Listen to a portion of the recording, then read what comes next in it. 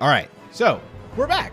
We are so back. We are so back. We are so back. We are so back with some great Ace Attorney. And we are talking with this guy. Thank you, Lottie, for the 5. And thanks again, Coda, for the 20. And Sapphire 1926 every 3 months for tier 1. Sorry, it happened during the game show.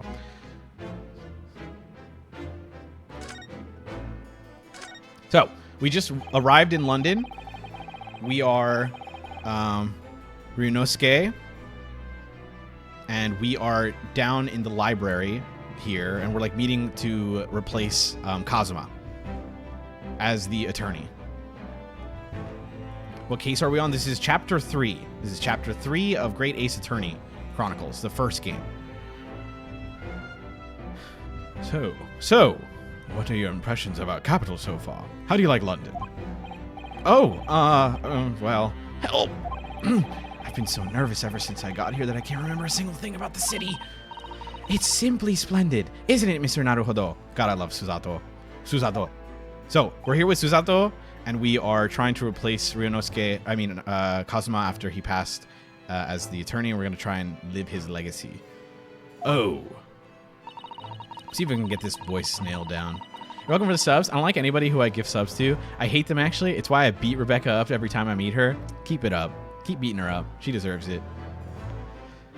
We had a wonderful view of some of London streets from the carriage on the way here from the station. Let's go. You're a Vespera. Thank you for the gifted sub as well. Everything is so impressive. How hard was it to avoid watching MBT play this? I mean, it was all right. I had stuff to do, so it's not too bad. But the problem is I want to, like, help mod, and as long as mods are there, it's okay. It's A-okay.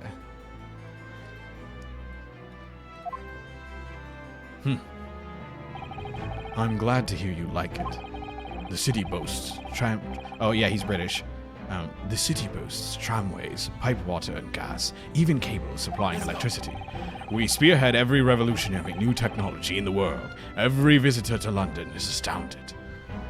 Some fat guys are. Thank you for the gifted sub to Flora. Oh, well, that's very kind of you.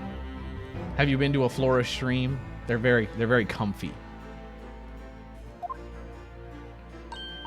Oh, yes. Astounded is the word. Thanks for saving me there, Susato-san. And everyone seems so jolly and full of vigor. He's an editor, I sure hope so. Yes, there's much excitement about the upcoming great exhibition we will be hosting here in London. Great exhibition? Whoa! Cultural and technological advancements from around the globe are to be exhibited here in our great city. It will be the greatest spectacle of its kind in history, and will make Paris' World Fair look like a toy shop. Gosh, I can hardly imagine how magnificent it's going to be. Great Britain's capital city is nothing but magnificent. London is the center of the modern world. Even if you do say so yourself, the sun will never set on our great empire. Perhaps it is fate that in these progressive times we welcome visitors from the land of the rising sun. Lord Chief Justice? I think you were expecting a student of law for this study tour, weren't you? Least nationalist British man? Absolutely. I'm Mr. Kazuma Asogi, if my memory serves. That's right. The British government has already been telegraphed a full report on the situation. I understand the young man lost his life aboard the steamship bound for our shores. That's amazing. The news reached him before we even arrived. My country naturally extends its deepest condolences to yours. Oh, thank you. And you honored this appointment specifically to inform me of the news. Yes. We are here in the capacity of envoys from Japan to report the sad news in person. They tell me you Japanese are a people of protocol and courtesy. I see that it's true. And it is with some regret that I must inform you that the death of the young lawyer means this study tour arrangement can no longer proceed. If you would just hear us out, Lord Strongheart. What do you have to say, madame? It's about the study tour. Mr. Naruhodo here would like to make a proposal. Would he now? Well, Mr. Naruhodo. This is it then. The moment of truth.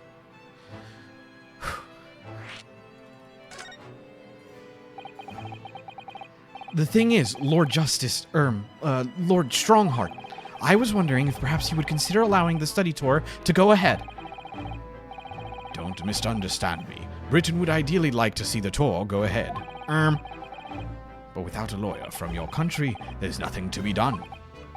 Well, in that case, what if there was someone else? Another lawyer from Japan, I mean. Is there something I don't know? Only a single lawyer was invited to Great Britain from your country, and that was Mr. Asogi. At least this is what I've been led to understand. Well, the thing is, this really isn't going well at all. I just can't seem to find the right words to say to this man. I get it. He's very imposing. Mr. Naruhodo. I could ruin things here if I'm not careful. What am I going to say? Oh, God. I'm making a decision. Oh. It's me. I can do it. Is that so? I mean, I don't actually have any qualifications as such, but... No qualifications, you say? And yet you still claim to be a lawyer. I have acted as a lawyer in court before. Only once, as it happens. And I had Kazuma to help me, and I was the accused, but glossing over the details. I've been spending every spare moment on the journey here to Great Britain studying. I've learned all about British law and court proceedings while I was on the board the SS Buria. Buria? The voyage from Japan is some 50 days, I believe. Not what you might call a full education. To become a qualified lawyer here in Britain, not only do you need a university degree in law, you must also complete several years of training. I realize it's far too short a period of time, but I can't just go back to Japan. Kazuma, Mr. Asogi's journey had only just begun. Coming here on this study tour was all he thought about. I have to carry on and do everything he planned to do. I know it must sound like I have an overly inflated opinion of myself, but I would do anything to prove that I have what it takes. Any test you care to set me. Just one chance. That's all I'm asking for. Please! 31 seconds. Sorry? Your opening statement there, Mr. Naruhodo. It was 31 seconds long. Not too brief, not too protracted. A perfectly judged appeal, I would say, which is a skill that would stand you in good stead as a lawyer. Rias. No, I'm working. It's okay. Don't worry. You can always catch the VOD, but hey, if you're ever able to sneak a view or two. Oh, thanks. So, you're willing to put those words to trial, are you? Well, I'm all for entertainment. Huh? But let me ask you one thing first, sir. Yes. You say you intend to do everything Mr. Asogi planned to do. Are you firmly set on that path? Well, yes, that's my intention. I see. Am I imagining things? Or did his expression just alter a fraction for all of a sudden? There, all of a sudden. Very well. You have your wish. I'll give you a chance. A test to become a specifically certified lawyer. Whether you pass or fail is entirely down to you. Really?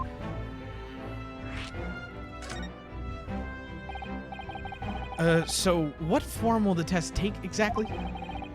Tell me, Mr. Naruhodo, what do you consider the role of a lawyer to be? Well, defending people, of course. Well said. So, let's have you defend someone. Huh? Your timing is perfect, in fact. There's an ab trial about to begin later today. No advocate has been appointed for the defense yet, so this will be welcome news. Today? Straight away? If you manage to secure a verdict of not guilty, you'll have passed my test. What could be simpler? How did I get myself into these situations? Well, I could ask, what sort of trial is it, Lord Strongheart? Yes, good question. Ah, I remember. It's a murder trial. Simple. Normal. A murder. An extremely simple case, I understand. You really can't lose. That's easy to say. But I should mention, just in case, if the defendant is found guilty, he will, of course, be sentenced to capital punishment. Capital punishment? He'll be put to death. Here in Great Britain, murderers are sent to the gallows without exception. We know. We know who you are. All right, we do have the ad break. It is the hour and a half in ad break. If you guys do not want to see the ad, you can subscribe. You can use Amazon Prime. You can look and give a sub. Here is the ad break now. We'll be back in 3 minutes. I'm gonna get a slice of pizza or some food real quick so I can eat while the ad break's playing. I'll do some BFE eating. Let's go. Rias, thank you for, oh wait, I thought it was Rias. Blank Mitten, thank you for the Prime for 3 months. Imagine not being sub. True. Murder case, say no more. We know what you are. Pizza. Mukbang BFE. Holy fuck. All right, here's the ad break now. Thank you, peons. No pre-rolls on this stream. See you later. We'll be back in 3 minutes. 3 minutes. 3 minutos. You can dodge it. You can ad break. Just, I know, it's a lot. Don't worry about it, okay? Just chill. Let me get some food.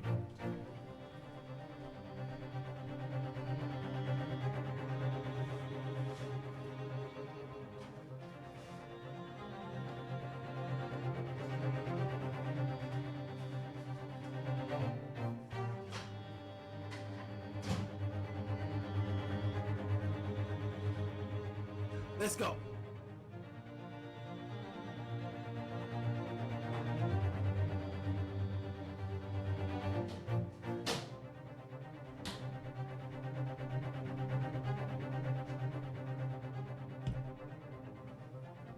They should never have given me the Dr. Pepper, strawberries and cream, zero sugar. It's over. It's so over for my life. Hell, Curry, I think for the 4 months with Tier 1. Got to get you that premium partnership bag. True. I'm hoping. I think we can do it. We're going to be Partner Plus. Guys, I'm really excited. I know this is Sunday stream, so we got a little lower crew. I can't believe I have 200 people watching me play Ace Attorney. But we're going to be Partner Plus if we keep it up. So thank you for everyone. Danny's chat's boyfriend. It's true. He's like one of my animes. He's the harem protagonist. Dr. Pepper, strawberries and cream, zero sugar. You get me, Lottie. It's so girl. I know. It rocks.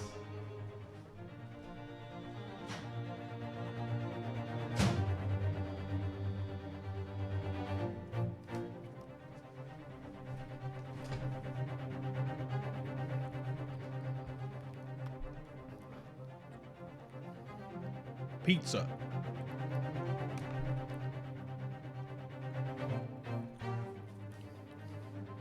Here you go, chat.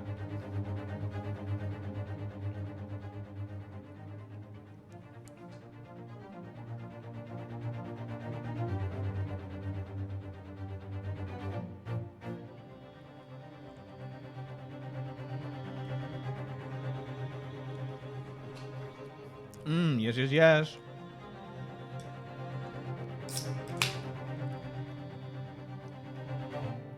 Yeah, I need to get better at, like, giving chat more things, gifts and stuff. Did I get grease on the cam? No, we're good. I thought I did, but I think we're good. Shut up. What's wrong? What's the problem? If you get PP, Joseph, it's going to be awful. What do you mean? What do you mean? Rin. Give us feet. What does this look like? A Leo stream? Yeah, give us feet. Shut up. Oh, Partner Plus. It's going to be great. I think I have it for now. I just have to, I have the requirements. I just need to make it to October with 350 or more.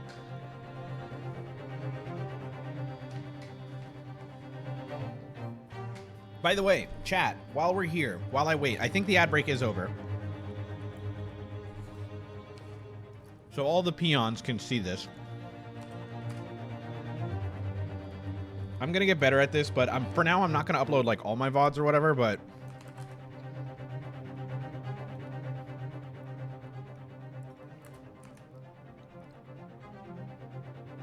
let's see if I can.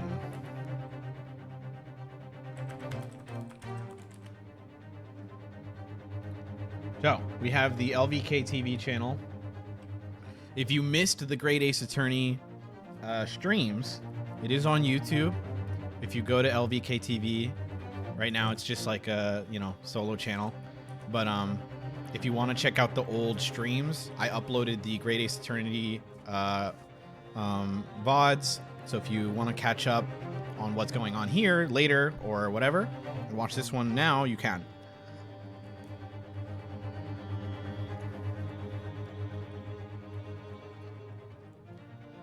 Great Ace Attorney makes for some sick thumbnails. I could make better thumbnails, but I just love these. Like, they're so good. Like, look at this image. Plus, I'm not trying to hit the algo with these. I don't really care. It's really just for my fans.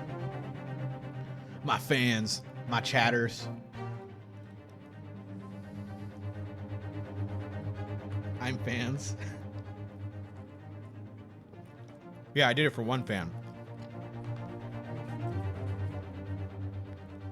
I missed the Beyblade video. Maybe I'll put up the Beyblade video as like a private video for like tier 3 subs.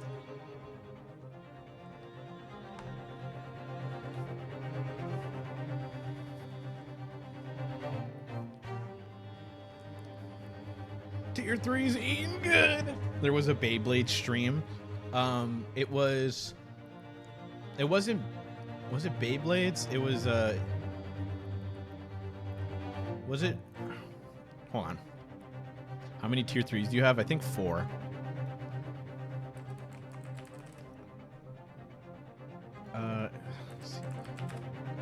It wasn't Beyblade. It was Bakugan. We had a Bakugan stream where I learned all about Bakugan. Oh, no, we did have the Beyblade one too. We had the Beyblades and the Bakugans. I didn't know if it was the same stream, though.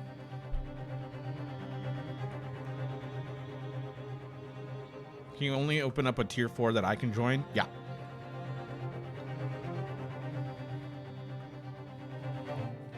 That's the tier where I start, like, just giving you things. First was Bakugan. Got it. Can we do Digimon next? Maybe. Then Scizor sent me the Beyblade World Champs. Ugh, my hair is not having it today. I gotta get a trim. I'll teach you Digimon. I know you will. I have to contact you if I ever do Digimon. You just gotta ask. Okay, come on. Come on, hair. Alright. So, if you ever want to check it out, head to the LVK TV channel. Get a trim before Venus goes in retrograde? True. I'm always saying that. I'm always saying that. Here in Great Britain, murderers are sent to the gallows. Presumably you read that much in your short C-based introduction to British law. We can't possibly agree to such a test. We would be toying with a man's life. I am the Lord Chief Justice, and I've decided this is acceptable. But you can't do that, can you?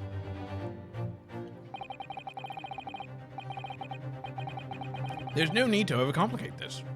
All you have to do is ensure that you don't lose. The defendant may live or die depending on how well I perform. If I lose, he'll be hanged. Mr. Naruhodo, you've come to me claiming to be a lawyer. If you want me to take you seriously, you need to prove you're willing to do a lawyer's job. And you say you intend to see through the will of your compatriot, Mr. Asogi. Asogi. I would like to understand just how far you're willing to go in order to make that happen. He's testing my resolve. What's the matter? You've fallen silent. I'm sorry, but time is pressing. The trials begin shortly. I need an answer from you now. What's it to be? What do I say? Yeah, of course. It's hilarious. All right, then. If I have to give you my decision now, my answer is... I can't do it. I can't get the words out. 15 seconds. Your decision-making needs work if you want to be a lawyer. That was too slow.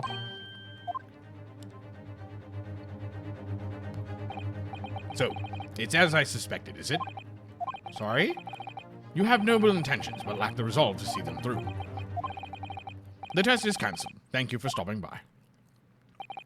Go and acquire your ticket for passage back to the east tomorrow. This conversation is over. Okay. Yes, Lord Strongheart. Thank you for offering me a chance.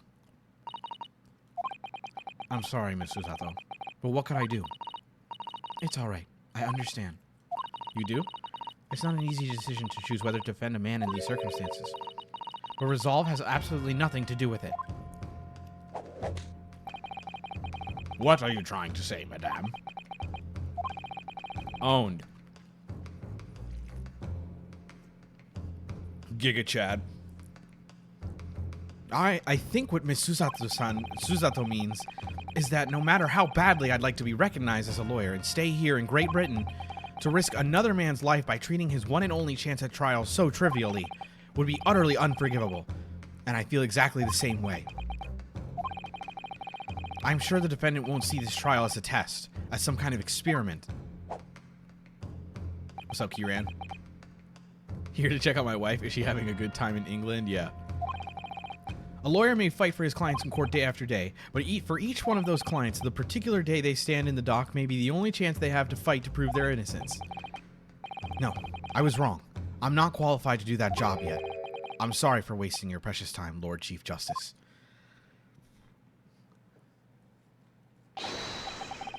Wait, Mr. Naruhodo. Was there something else? It's approximately 20 minutes by carriage to the Old Bailey from here. If you leave immediately, you should still be there in time. But I just said that. I was quite serious in what I told you. The defendant in this case has literally no one to advocate for him. What? At this point, he can't hope to find someone to represent him. The trial will begin without a defense. And if that happens, there's only one possible outcome.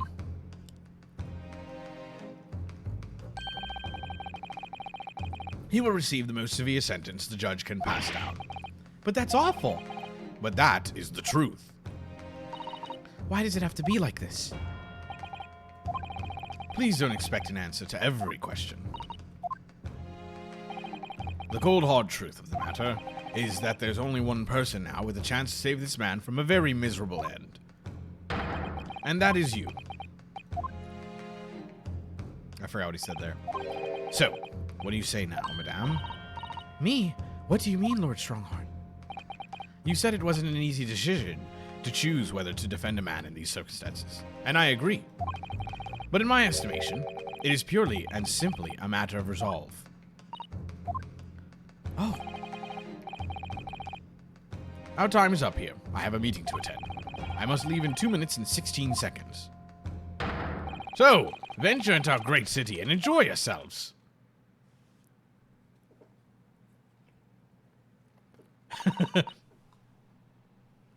Looking. He's gone. The Old Bailey.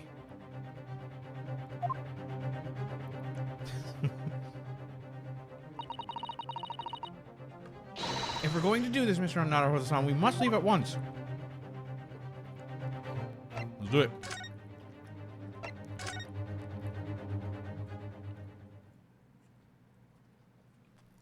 This is so interesting. I've never played an Ace Attorney like this. All trial, no investigation. Oh, thank goodness. We're in time. There's still 15 minutes until the trial begins. I never knew a horse-drawn carriage could go so fast. I thought my teeth were going to rattle loose. This trial is lit. Did you hear what I said to the driver when we climbed aboard? Gosh, she's so cute. Get us to our destination in 5 minutes, driver, and there's a guinea in it for you. It's one of my favorite lines from the Herlock Sholmes stories, and it worked quite perfectly. I'm not sure why you're so pleased. I thought we were going to die, and we had to pay gold for the privilege. She be smirking, she be laughing. Well, at least we arrived here before the trial started. Yes, I suppose there's that. Anyway, I don't understand it. The court clerk said the defendant should be here, but there's no sign of him at all.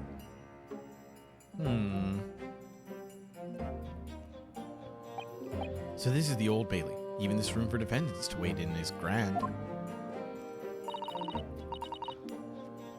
Are you all right, Mr. Naruhodo? I'm feeling tense, that's all.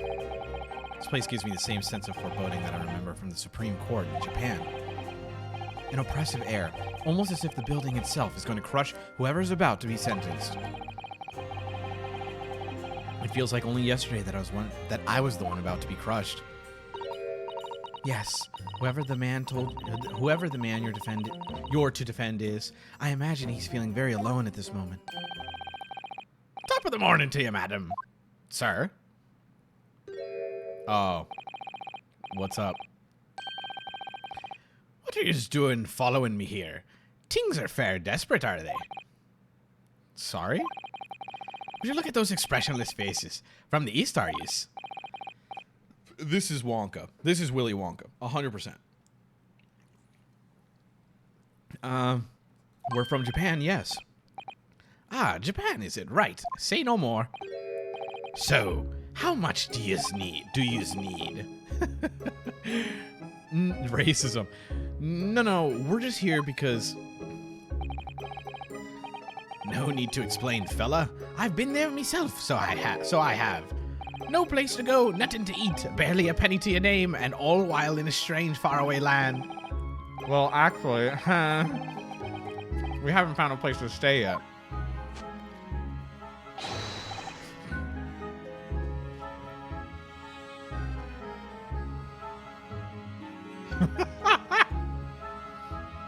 Timothy Chalamet. 'Tis grand, 'tis grand. Let me start by giving you 1,000 guineas. Say not now. 1,000 guineas? Please, Miss Susato, you don't have to shout. But 1,000 guineas is enough to build an entire mansion in the most prestigious area of Tokyo. Really? What? 'Tis nothing to me at all. I like to ensure I have sufficient funds to weather a rainy day, you see. I cannot place this guy's accent at all. Of enough wealth to buy the city of London 2 or 3 times over. I'm just gonna give him a normal voice, sort of. Could that much rain even fall in one day? Oh, Irish? Well, even so, we couldn't possibly accept such a large sum of money. Oh! Ow! Ow! That hit me in the eye. Whales. Imagine Scrooge McDuck from Kingdom Hearts 3. Oh. Don't get me wrong, fella. I'm not giving it to ya. No strings attached. I'll be wanting you to do something for me. To be honest, 'tis a little embarrassing. The trial that's about to begin, you see, is for me good self here. I'll be in the dock. Ha. So now, what I want you to do is come along with me and stand there beside me. Officially, you'd be my lawyer, but that's just a little detail now. Oh, well, the thing is, don't worry about a thing. All you have to do is stand up there next to me, nothing more. Otherwise, you see, the trial's going to start without me having any kind of representation at all. So it was true. The Lord Chief Justice wasn't just making it all up. I'm terribly sorry to ask, but does that mean you're the defendant in this trial? Bluster and blazes. Do you not know who I am? Me, one of London's biggest names. No, sorry. We've only just arrived in the city, you see. I see. Suppose it isn't altogether impossible. Well, just next to Hyde Park, there in the center of London, is another beautiful park. Sorry, a park? What? 'Tis called McGilded Park, full of blossoming flowers in the spring and singing birds and whatnot. I donated to the city, so I did. An entire park? Is there a woman?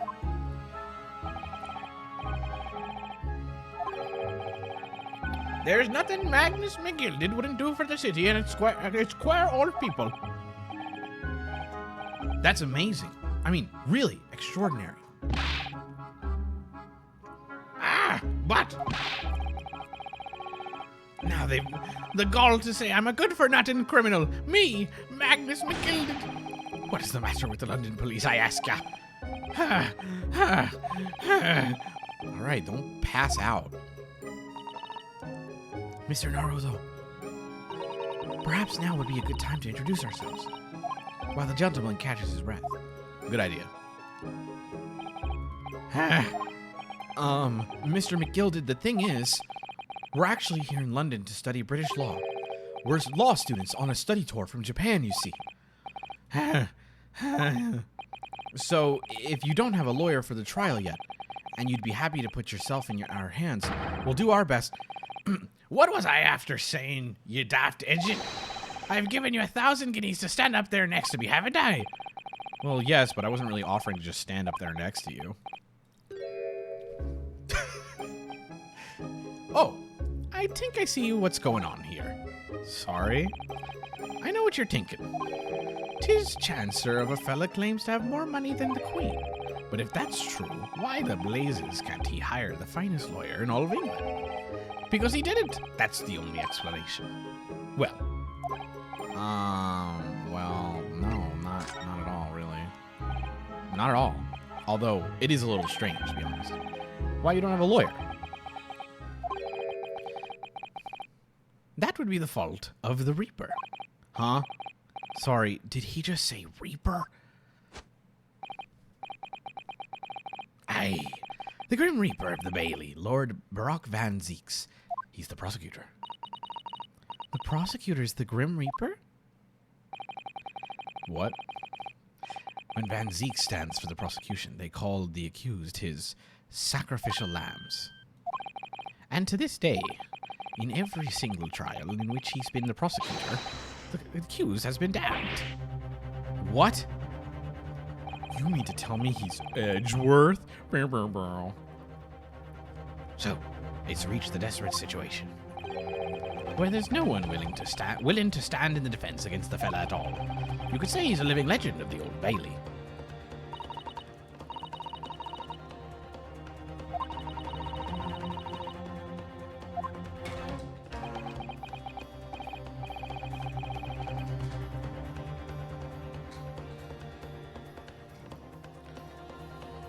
Sorry, I dropped something. Talented isn't the word you're looking for, madam. It's cursed. Cursed? What on earth? The defendant is summoned, and his counsel. Please make your way into the courtroom. The trial's about to begin.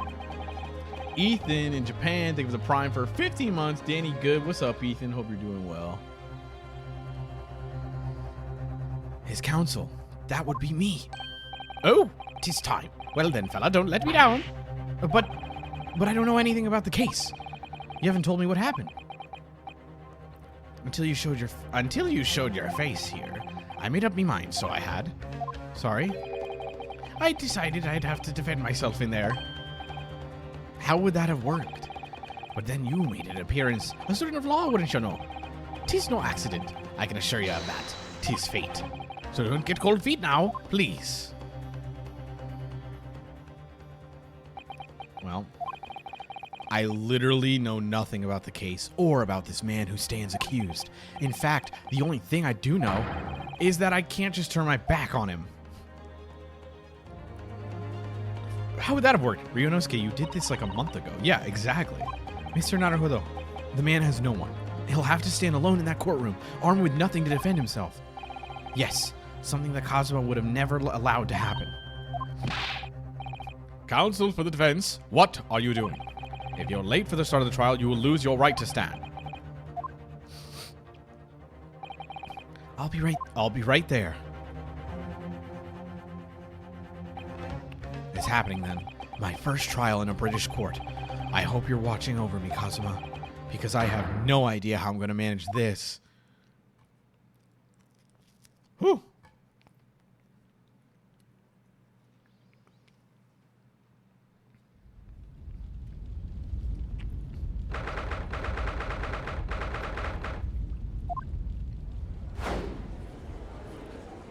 Oh, shit.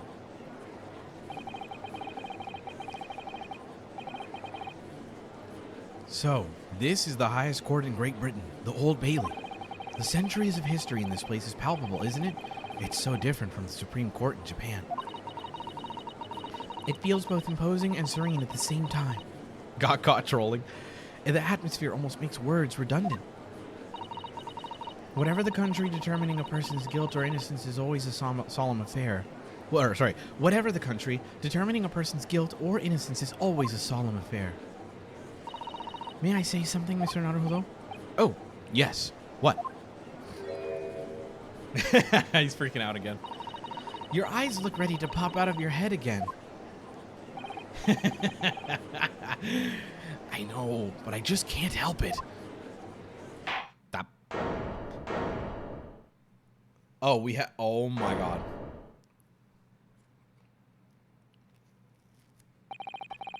In the name of Her Majesty the Queen, I hereby declare this court to be in session. We are here today to determine the guilt or innocence of Mr. Magnus Gilded. I now call upon the counsels of the prosecution and defense to declare their willingness to proceed. It's Santa! The prosecution is fully prepared. I'll give him a better voice since I don't have crust in my mouth.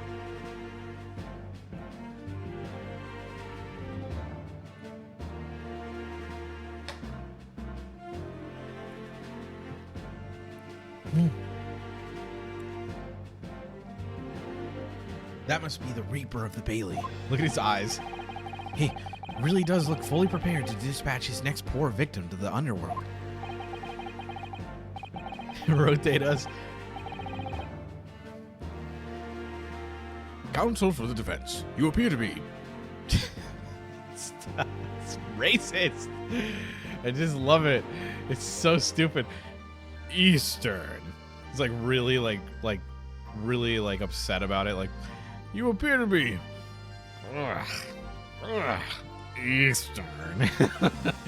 Do you speak English? Huh? Oh, yes, of course. Sorry. But he asked if the defense was ready, and I couldn't be further from ready if I tried. Those eyes please me. Nipponese. What the fuck? He's invented a new slur! They invented a new one! How? In like the first sentence?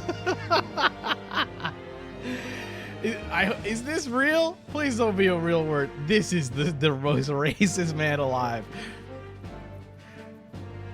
Those eyes please me, Nipponese. Jesus Christ, man. It's not a slur, but the way he says it is an actual slur. Yeah, like, this is unfortunately a real slur. This is advanced racism. Oh, Nipponese. They shroud you in fear, your doubt, your trepidation. They run wild, clinging to some phantom notion of courage. The quintessential look of a sacrificial lamb. Good. A cold shiver just ran down my spine all the way to the tips of my toes. Now, Mr. McGilded. Yes, my lord. You stand accused of murder, a capital offense. You could be sent to the gallows if found guilty. Are you quite sure you wish to entrust your defense to this foreigner? Keep it up, boys. Keep up the racism. As I've already said, my lord, 'Tis a grand thing to give opportunities to the young. Even if the fella is a student from some little island off in the Far East, it is not the British way to ignore the dangers to yourself and give those less fortunate a fair chance. Okay, bastard. I'd like to think that acts of chivalry do the great British Empire proud. Listen to Mr. McGilded. What a fine gentleman London has in him. Did you hear that he donated 5,000 pounds to the government? Mother, please may we go and play in McGilded Park? These are all real sentences. It seems as though everyone in the public gallery is firmly behind Mr. McGilded. That's definitely welcome news. He certainly has a way with words. Japan is almost twice as big as Britain. Yeah, what the frick? I'm surprised he couldn't convince anyone to defend him. Eloquently put, Mr. McGilded, and most laudable sentiments. Now, ladies and gentlemen of the jury, I'm sure I need hardly remind you that you 6 members of the public have been selected for your impartiality. Are you ready to proceed? Oh god, there's a jury. Jesus Christ, I've never had to deal with a jury before. Yes, my lord. If the task is to send rotters to the gallows, where they belong, I'm more than ready. At the manor, his lordship always says we should dispose of rubbish promptly. Naturally, I agree. Ha! Any criminals here will soon be wishing they'd never set eyes on me. I had to do 6 voices. She said nothing. He's just drinking. I feel a chill. Oh, don't mind me, my dears. I'll just be getting on with my knitting. Must finish these mitts for my grandson. Me. Mr. Naruto, those people are the jury. Yes, that's something we don't have in Japan yet, and or ever will. That's right. I've only ever read about it. But here in Great Britain, the court's final verdict depends on the opinions of these 6 jurors. The judge passes sentence according to the law, but the jurors determine guilt based on common sense. So the defendant is ultimately judged from 2 complete different points of view. But how exactly do the jurors give their verdict? Clueless yet. That I don't know, but I'm sure it will become clear as the trial progresses. Yes. Prosecutor Van Zeeks, my lord. It's been a number of years since we've seen you here in the courtroom. I thought you'd renounce your fame. I'm known as the Reaper of the Bailey, my lord. Infamy rather than fame, I would say. But yes, 5 years have passed since I last spread my wings in this capacity. So, what brings you back? Is there some change of circumstance which the court should be aware of? I'm gay. I leave that to your imagination, my lord. So, the Reaper has been out of action for 5 years. Why did he have to choose today of all days to make a comeback? Don't lose heart, Mr. Naruto. As you wish, sir. The court nevertheless welcomes your return. Now then, opening statements, I think. A summary of the case, if you please. Certainly, my lord. As your lordship is aware, this is a case of overwhelming simplicity. We must be the only ones in here who aren't aware. The incident took place in the late of evening. 3 days passed. The hour was some minutes after 10. The victim was a marker for building bricks known in the community as Thrice-Fired Mason. Sorry, Thrice? He was a very accomplished craftsman. The bricks he fired were said to be almost indestructible.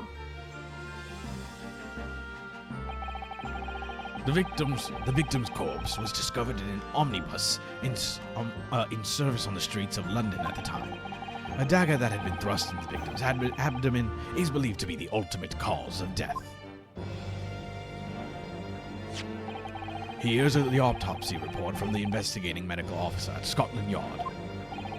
Thank you, Counsel. I shall accept that and the photograph as evidence. Autopsy. Photograph. Let's take a looky. Armband. An armband I inherited from Kazuma. It identifies the wearer as a defense lawyer throughout the Empire of Japan. These are the scales of justice. They're a symbol of the defense, aren't they? Yes. The scales of symbol are a symbol of fairness to show that all are treated equally in the eyes of the law. And they're a warning to those who enter the courtroom without an impartial mind. But the mark of the defense would be more auspicious if they were weighing more heavily on the not guilty side, I think. Very impartial, I'm sure. He's like, but why isn't it like what I want? Victim, name, thrice-fired Mason. Age 54, brickmaker. Time and cause of death, 15th February, 10 p.m. to 11 p.m. Stabbed once in the abdomen with a knife whilst journeying in an omnibus. Died due to internal hemorrhaging resulting from the trauma. Anything on the back here? That doesn't look like it. Okay. I missed the badge already. What's this? Oh, it's just like a button. He's missing a button. Okay. Stabbed. Okay. Nothing else seems sussy. That's the only like thing that's like super obvious to me. Everything else seems pretty normal. And one further item of evidence. The prosecution wishes to submit these as well. And these are... Good lord! Is that blood counsel? Yes, my lord. Oh, good lord. Oh! Yes, my lord. Seized by a policeman who arrived at the scene. Those gore-soaked gloves were taken from the hands of the accused when he was arrested. What? If the glove don't fit, you must acquit. Mr. McGilded gloves had blood on them.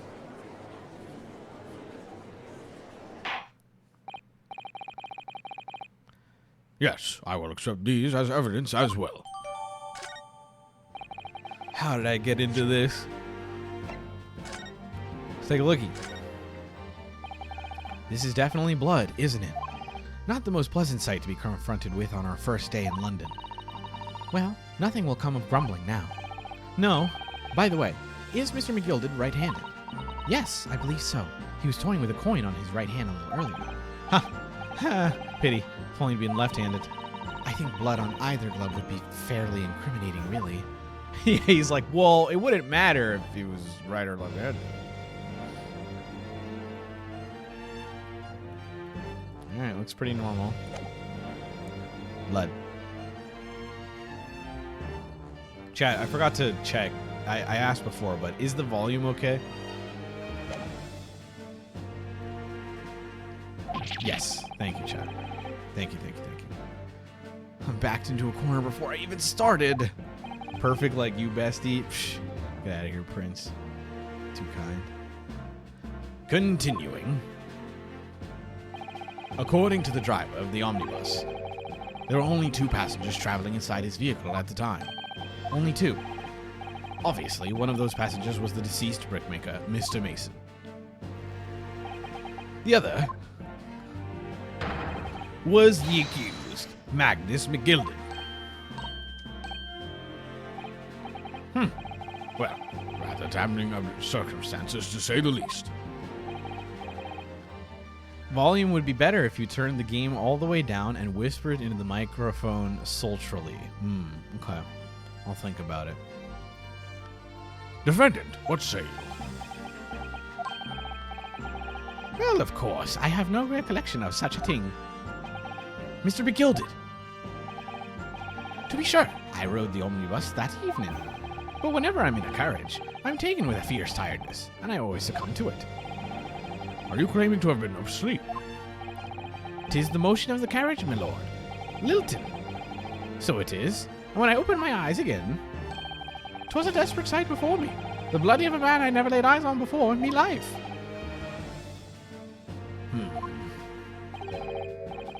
Now I ask yez, what good-hearted soul would rush to help a fella bleeding from his stomach? Wasn't about to start worrying about me gloves now, was I? I reached out to give the man a hand. So the blood got onto the gloves then, after the man had been killed.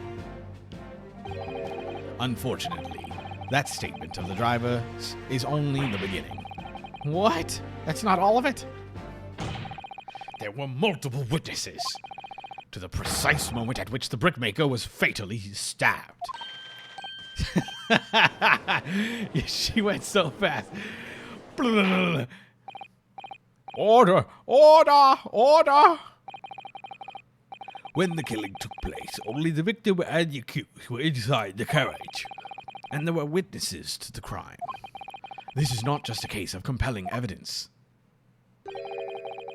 It's the nail in the coffin for the accused. She's literally chatting.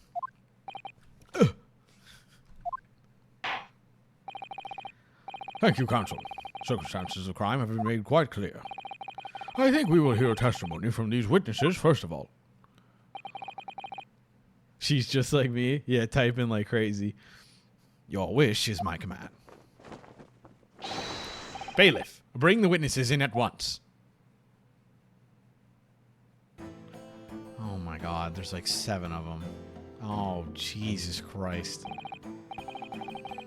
I already thought one witness was hard enough. Witnesses, your names and occupations. This guy's name is Beppo. There's no way this guy's name is Beppo. All men. My name is, well, everyone calls me Beppo. I drive an omnibus in the East End. Bruce Fairplay. I'm a banker in the city. My name's First. Lady First. I make hats for gents. Let's begin by confirming facts. 3 days ago, at a short time after 10 o'clock in the evening, all of you present in the stand were in an omnibus and witness to the aforementioned incident. Is that correct? Yes, sir. Quite right. Yes, sir, that's right. Very well then, let's proceed to your formal testimonies, please. Each of you will tell the court precisely what you saw. Wow, it's 10:30. I was so late to stream today. What the witnesses saw. It was the last bus of the evening, so I had few customers. I remember it well. The victim and the man accused of killing him were sat next to each other inside the bus. Then, out of the blue, the accused just reached over and plunged a knife right into his guts. Into his guts! That's right. He stabbed him. I screamed, I did. Couldn't help it. As soon as I heard the scream, I stopped my bus, and then I saw it too. Okay. An ambiguous testimony, I must say. Okay. Exactly, my lord. These men witnessed the incident in the omnibus with their own eyes. I'd like to ask a question, if I may. Yes, Count. Well, this testimony makes absolutely no sense to me whatsoever. Why not? Well, the incident took place inside a moving carriage, didn't it? As has been clearly stated from the outset, yes. Well, in that case, how could those 2 witnesses possibly have seen what happened? There's no way they could have seen the inside of the moving carriage.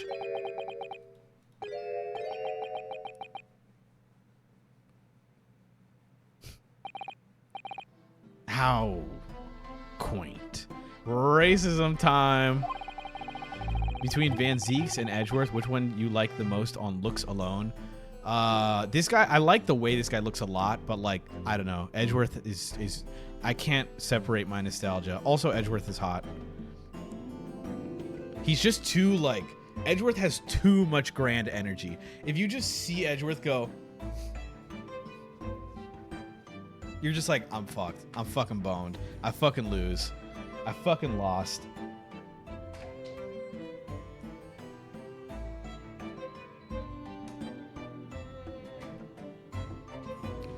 I read that at civilization in the Eastern Island nations was a good century behind our own.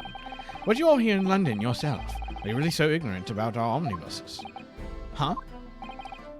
Tell me, my Nipponese friend, Jesus Christ. Have you even traveled in an omnibus? Well, no. We only arrived in London this morning. No matter.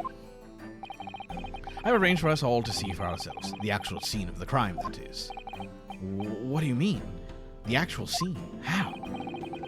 A carriage is designed to be moved, after all. Presumably you understand that much. Yeah. The omnibus in which this bloody crime took place is today this very building. Here? What? The entire carriage? Bailiff. Bring forth the stricken omnibus. Is it omnibus? Am I saying it right?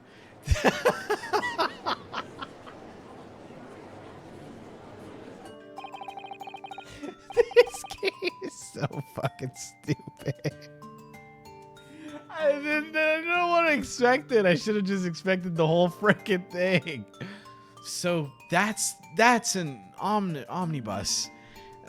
The omnibus. I can't believe they could bring something so enormous in here. Great Britain's courtrooms are amazing. Looking. As you can see, the omnibus is pulled by 2 horses and can carry up to 8 passengers. This was before the double-decker buses. 4 passengers seated inside the enclosed cabin and another 4 on the rooftop deck above.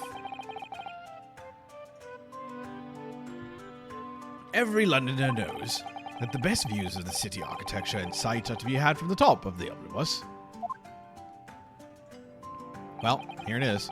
And I should point out to our foreign guests that there's a skylight in the roof, allowing a view of the interior from the seats above. Ah, a skylight. Oh! The penny drops at last, I see.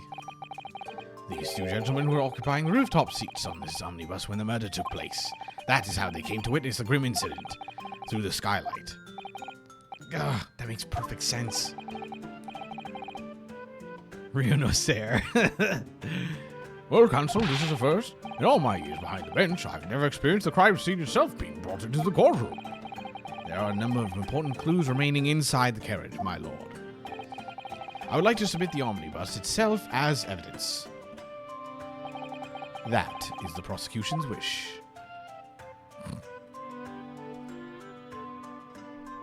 Can you stop nodding? Very well. I see no reason why not. This omnibus is hereby formally accepted as evidence. Okay, sure. I forgot about all the emotes we have for this game. Yeah, we have a ton. Let's take a look. Oh, Jesus Christ. I can't find anything out of place. Phoenix Wright Omnibus? What do you mean? What do you mean? What do you mean? What do you mean? What do you mean? What are you talking about? What are you talking about?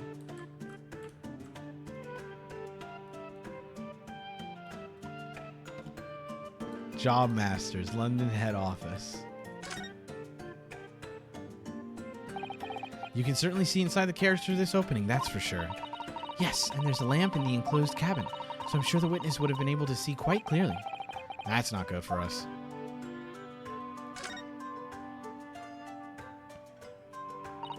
Well, let's open the door and go inside, shall we? Ugh, scene of a murder. It's horrible. Let's take a look. Oh god, it's camera. Oh, there's the blood. That's blood that's soaked into the seat. The victims, obviously. Yes, and that seat would be clearly visible from the roof deck. Would you really stab somebody in full view of the other passengers like that? I wonder. Well, it was after dark, and there was a lamp on in here, so perhaps the culprit couldn't see anything outside through the skylight. Whichever way you look at it, it doesn't seem like it was a planned attack. Not right in that spot. So yeah, sorry. That I should have done a trigger warning for you, Leah. Ah, that's a poster for the great exhibition that's due to start 6 months from now. There's a lot of focus being drawn to the Crystal Tower, the centerpiece of the whole exposition. Oh, the Crystal Tower. It's under construction already, I believe. People all over London must be fizzing with excitement at the prospect of such a grand event. Cool. Oh, I can see the skylight here. It's quite a large skylight, isn't it? Yes, quite large enough to afford a good view into the cabin from the roof deck. and there doesn't seem to appear to be a handle or a catch of any description. So I suppose it can't be opened from the inside the cabin at least. Okay. Anything else? This seat has a handle, it seems. Oh ho ho! Stuff. This looks like all sorts of equipment that might be needed to keep the omnibus running. Feeding tubs, tools to repair wheels, blankets, horseshoeing tools.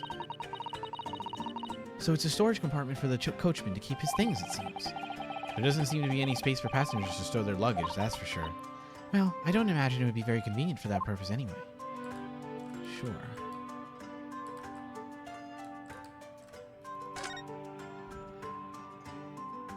Stuff! Okay. Is there anything else? Ah, that's a poster for the Great Exhibitions. There's a lot of folks in the Crystal Tower. Yeah, I think I said it. Bum, bum, bum, bum, bum, bum, bum, bum, bum.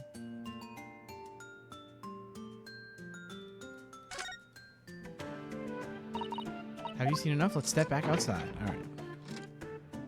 That's just the Eiffel Tower. Yeah, I was like, wait a minute.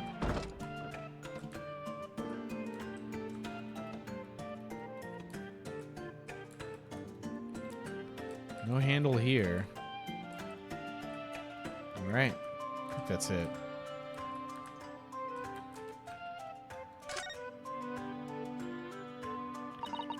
This is the roof deck. Oh, you must have a wonderful view. So people sit all the way up here on bitter winter nights, the cold air rushing past them, and they have to pay money to do so? Ooh, I can't imagine how cold it must feel. That just made me think of something horrible. Can you imagine being dragged around the city in the freezing cold as a punishment? Perhaps that is the real price you pay to stay out late. True. So true, Queen. Yes, Great Britain is simply extraordinary. I could help myself a lot by giving that omnibus thorough examination, seeing as it's here. Let us continue with the proceedings, then. Your cross-examination counsel. Pray don't expect this Nipponese stray to understand the intricacies. I'm sorry, that was like really racist of me. Of a British court's cross-examination rights. The whole omnibus is so funny. All right, my first cross-examination in a British court. Focus, Ryunosuke, focus! Choo-choo. Let's go! It was the last bus of the evening, so I had a few customers. I remember it well. Hold it! Hold it! Yes, I think it was some time after 10, wasn't it? Oh, yes, sir. That's right, sir, yes. Ever so cold it was, for freezing, in fact. Oh, I can move around now. Okay. And you had 4 passengers on board at the time. Is that correct? Yes, that's right, sir. Not all traveling in the same parts of the bus, of course, though. No. All normal. And there were no other passengers when the incident took place. No one alighted, for example. You're quite right with that, sir. No other passengers like that. No. So nobody fled the scene of the crime. I have to say, the boss insists on it running, he does, every evening, the last bus of the day. But I do wonder sometimes if it's altogether worthwhile. Yes, sorry to say. What do you mean by that? Well, with it being so cold and everything, and only making 20 pence on the run, you see. Yes, I spend that much at the pub on the way home, just trying to warm up again. The victim and the man accused of killing him was sat next to each other inside the bus. Oh, whoop. Hold it! Hold it! And you saw them through the skylight in the roof of the carriage. That's right. When you sit up on the dock, the window is right there at your feet. Maybe like that's right. Something like that. There was a lamp on inside, so I had a pretty good view. The two of them were wearing hats, and I couldn't exactly make out their faces. But there's not a shred of doubt in my mind that it was Mr. McGilded. How can you be so sure? Well, how can I put it politely? Mr. McGilded is a gentleman of rather small stature. I couldn't have mistaken him for anyone else. Let's not forget that when the vehicle came to a halt, the only people inside the enclosed cabin were the deceased Mr. Mason and Mr. McGilded.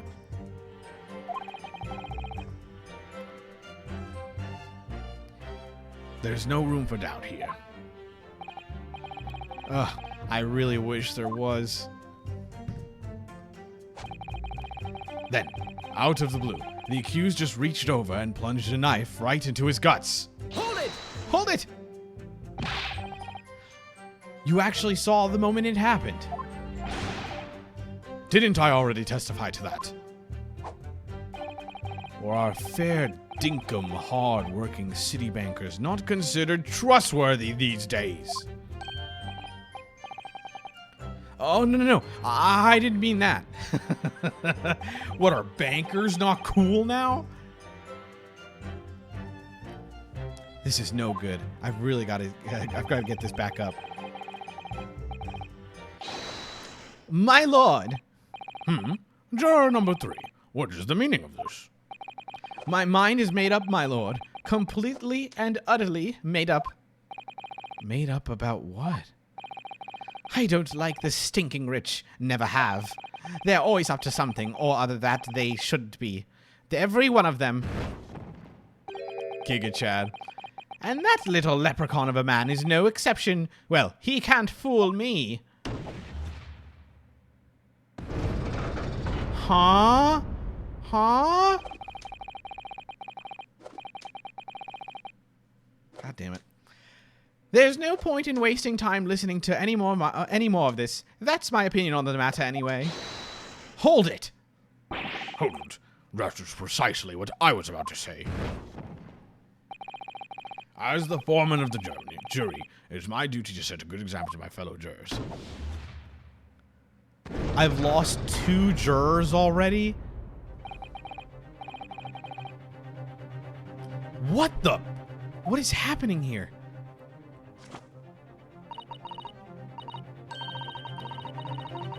Let me see. Yes, it seems that's how the members of the jury give their verdicts. With fire? Skill issue, TBH. Apparently, yes. White for innocent, black for guilty. As the 6 members of the jury make up their minds about the case, one by one, they each cast a ball of fire into the great scales of justice, as we saw a moment ago.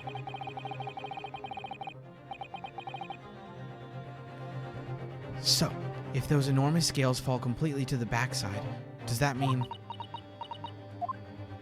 Oh, that was Ryunosuke, right? Shit, I said that in Susato's voice. So if those enormous scales fall completely to the black side, does that mean... Let's do our very best. Now I'm worried even more. Very well. The court acknowledges the change in the jury's stance. Counsel for the defense, please continue with your cross-examination. Amazing verdict system. This is a nightmare.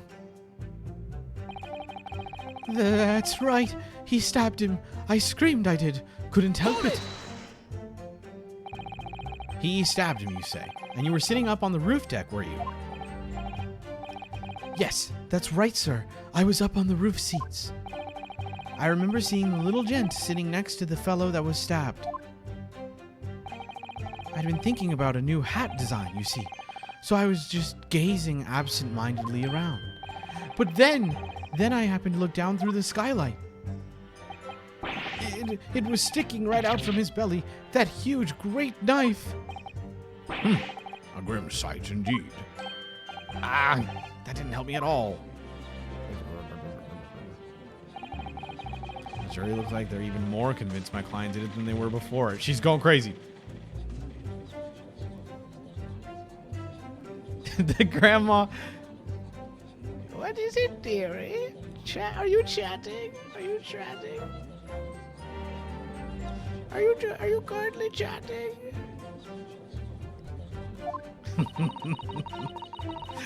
That appears to have made everyone even more dubious than Mr. McGilded is telling the truth. If only we had some evidence to counter their suspicions. Mr. First, Oh, yes, sir. is this the knife you saw? Oh, good grief. Yes, that's it. The very one, sir. Is that... Yes, Counsel.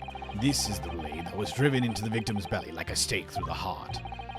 We are not beating the vampire allegations. This is a blade. That is a blade of considerable size, Counsel. It is. And furthermore, the scabbard is emblazoned prominently with a certain initial. The letter M, which seems oddly familiar. Please, no. Vampires are hot. True. It's weird. My skin's shining in the light. M for Magnus, perhaps, or McGilded, possibly. Take your pick.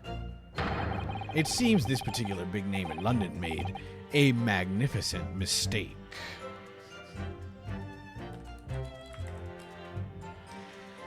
Yeah. Can we get some I can'ts, please? Guys, we have the ad break. If you don't want to see the ad, you can subscribe. Or if you're lucky enough to get a gifted sub. I'm going to do the ad break now. We have a 3-minute ad break. And during that ad break, I will be playing stuff like Seinfeld. So here you go. We'll be back in 3 minutes. 3 minutes.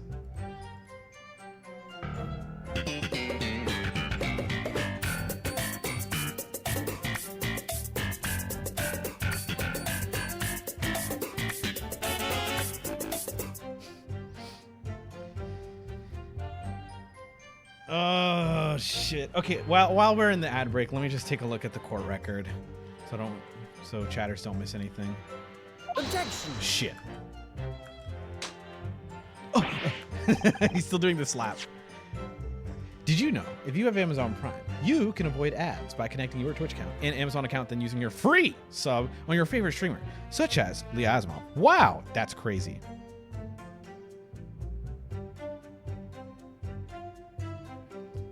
Exclamation mark Prime. Who? Who's that? Should I get my wings? Guys, would it be too, fat of me to eat my wings, too?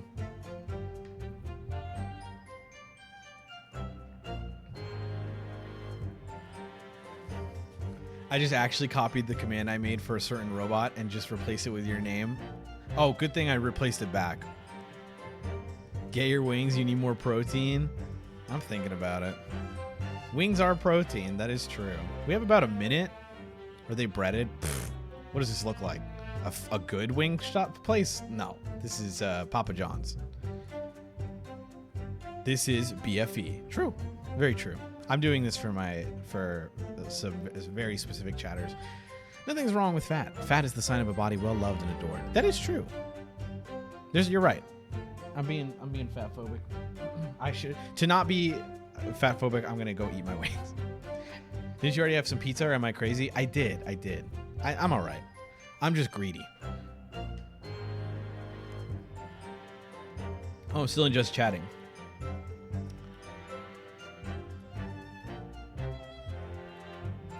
I've been just chatting for a while.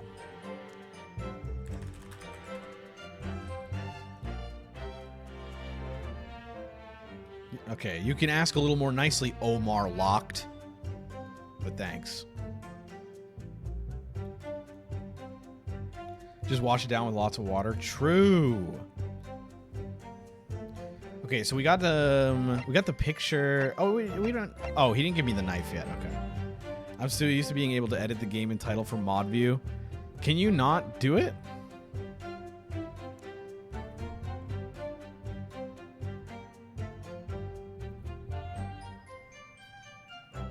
Please, sorry. Thanks, bruv. Thanks.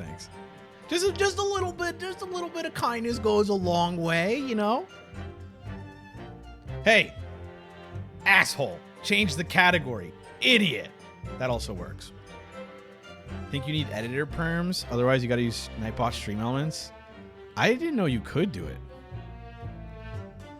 I've always used a bot for it.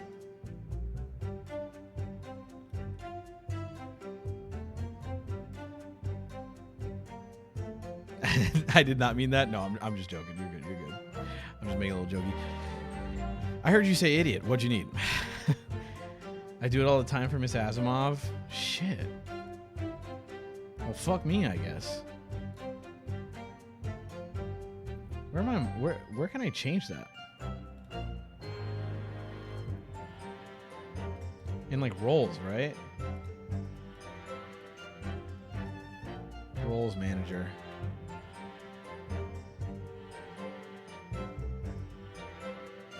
Oh, I just need to give you editor perms? That's fine. There you go, bestie.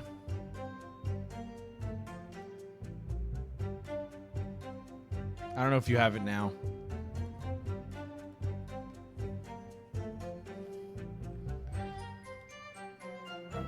Danny, can you do this in real life? Bot friend.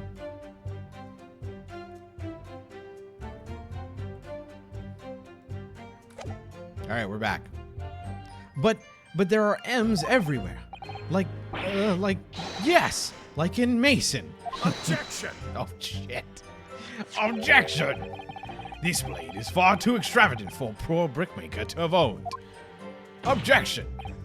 No, this weapon of murder almost certainly belongs to the accused. Thanks, Prince. Not conclusive, but certainly compelling, counsel. The murder weapon. Yippee! Yippee! My lord, if you'll forgive the interruption. Let's take a look.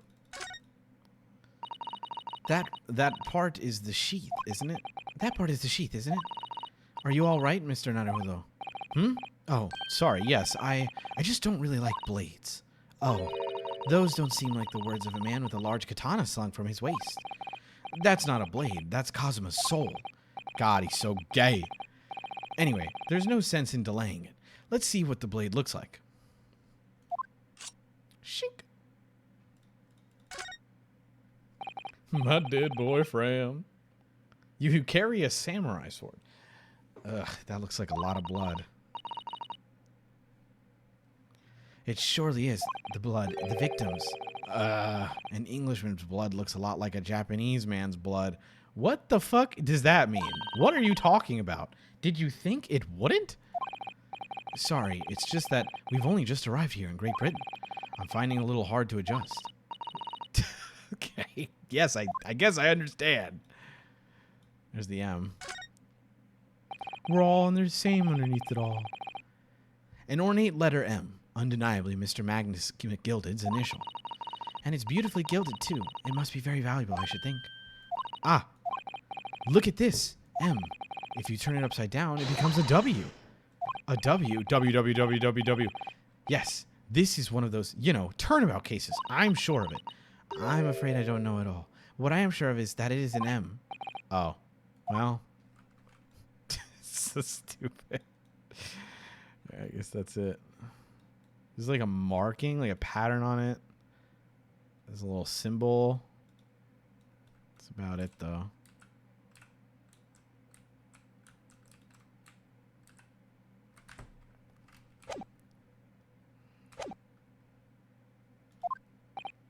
Ah, juror number 2. Go on.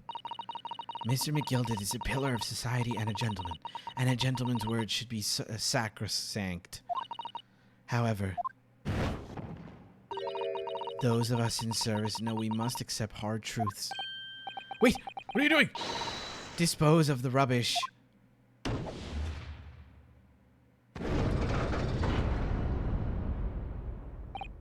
No! I don't wish to cause offense, but I do like to eradicate all traces of filth and grime. Uh-oh. Hold it! I have painstakingly typed every word uttered here today and cross-referenced all the facts. As such, I am now in a position to draw the only logical conclusion. We fucking lose. We lose. Not again. That's 4 out of 6 jury members who proposed the guilty. There are only 2 left. We've had it. Every time I press these witnesses for more information, I just make the situation worse. Nevertheless, what we need more than anything at the moment is more information. We're still very much in the dark. I suppose I'll just have to keep pressing the witnesses, knowing that more sparks may well fly. We mustn't give up hope that we'll uncover something that will give us a way to fight back. But... alright, I'll keep trying. I can't give up. I just need to keep calm and listen to the witnesses' statements again. Jesus. Alright, as soon as I heard the scream, I saw my bus, then I saw two. Oh. That was that was the last one. I didn't even press the last one. All right. So when it happened, the only two people in the enclosed cabin area were the victim and the defendant. And so help me, 3 whole people witnessed the man I'm trying to defend to do the deed. I don't like to be pessimistic, but we do seem to be in a rather difficult situation here. What am I supposed to think here? Is Mr. McGilded really innocent, or could it be? Before we jump to conclusions, our first task should be gather information. We need to understand the case much better than we do at the moment. Yes, you're absolutely right. Let's listen to those witnesses' statement again a little more carefully this time. Okay, did that one. That one. As soon as I heard the scream, I stopped my bus, and then I saw it too. Hold it!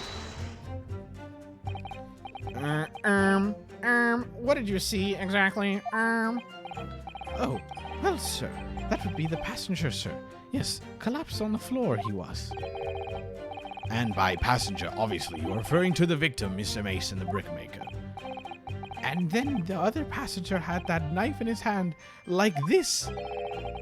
By the other passenger, obviously, you are referring to the accused, Mr. Magnus McGilded. And then he plunged it down like this, stabbing the other passenger in the belly. Yeah. No worries, Chloe.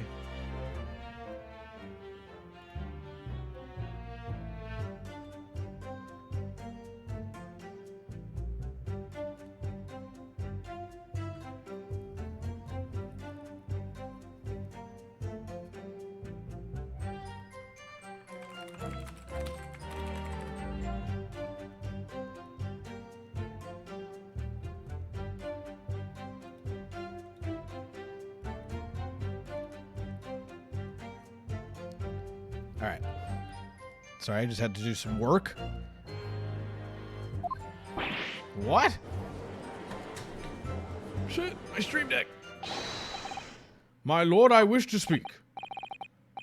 Yes, juror number 5. Oh, yes, juror number 5. Do I take it that you too, as the master of the London Guild of Coachmen, the idea of a murder being committed in one of the city's carriages is utterly abhorrent to me. It wouldn't be right to make a decision before hearing all the facts, though, I said to myself. Uh-oh. Impartial jury, by the way. But I've heard enough. The horse bolted, as they say. No, please, just give it up to the... G up now, Silverblaze! I'm just gonna give this guy, like, the finish is in sight.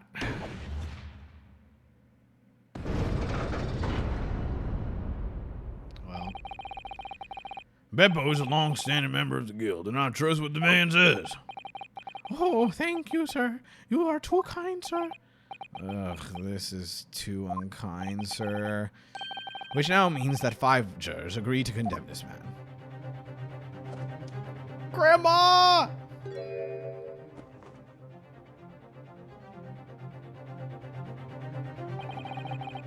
Madam Juror number 6. Hold the fort, Granny! Grandma, please! Grandma! Yes, dear. What can I do for you? You have heard the testimonies of the witnesses in the stand. Oh, yes. I certainly have. Still got my hearing, you know. Then, pray tell, why are you yet to pronounce your leaning? Well, dear, the thing is, I'm a creature of habit to me. I always go to the park at around this time of day and sit on a nice bench and get on with my knitting. There's a lovely little park just near where I live. McGilded Park, it's called.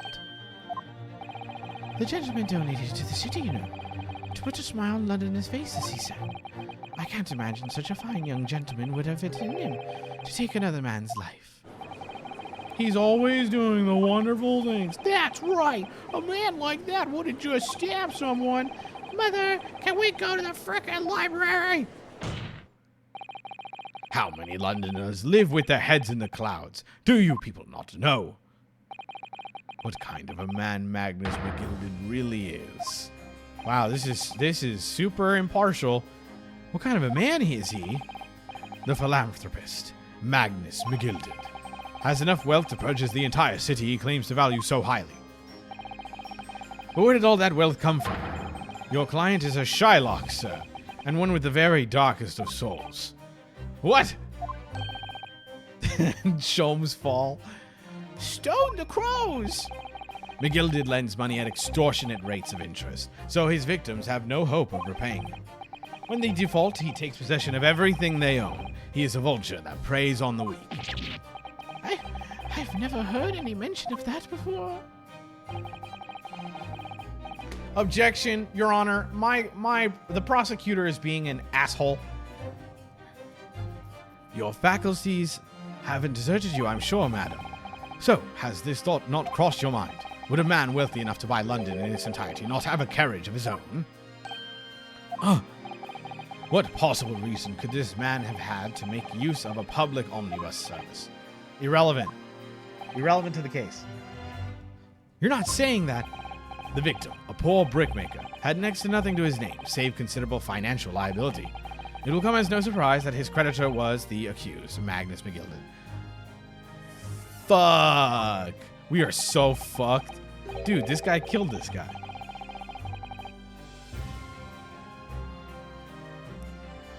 But let it also be known that the very day Mr. Mason was killed, the final repayment date for his debts. Good gracious. The brickmaker was destitute. He had lost his house. He had not a shilling with which to repay his debts. And in the end, his pitiful soul had the very last thing he owned taken from his life. By the merciless philanthropist pretender, Magnus McGilded. I don't believe it. Hold it. If I might add something briefly.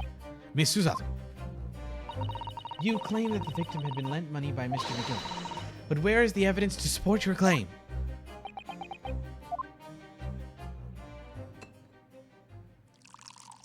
Rotate this man. Oh shit, he's drinking wine. Pray forgive the discourtesy of filling my hollow chalice in the court of law. It's blood. Aha! There it is. Lord Van Zeek's hallowed chalice. Hallowed chalice. How can this be considered acceptable? But I find myself in unexpectedly good humor. I had heard ladies from the oh my god. Far East could show great courage, but I didn't expect to experience it myself.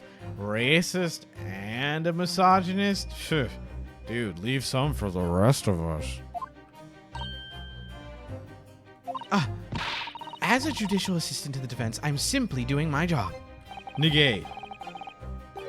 What a pity that your display of courage is in vain. This is the debtor's ledger, which details all monies loaned by the accused. You will find the victim's name clearly recorded inside. Oh. Well, we didn't have that before. Allow me to present the ledger as evidence. Thanks. And pray forgive the discourtesy of raising my chalice in a toast to the enigmatic East at the same time. Not me being sexist. A marvelous toast, Counsel. I will gladly accept your racism as new evidence. Thanks.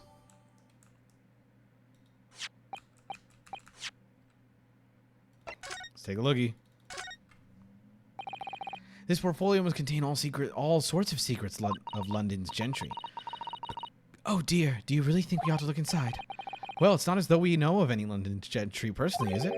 Apart from our great detective friend, perhaps. Oh, Herlock Sholmes. I assure you we will not find Mr. Sholmes' name inside. Well, let's see what we find.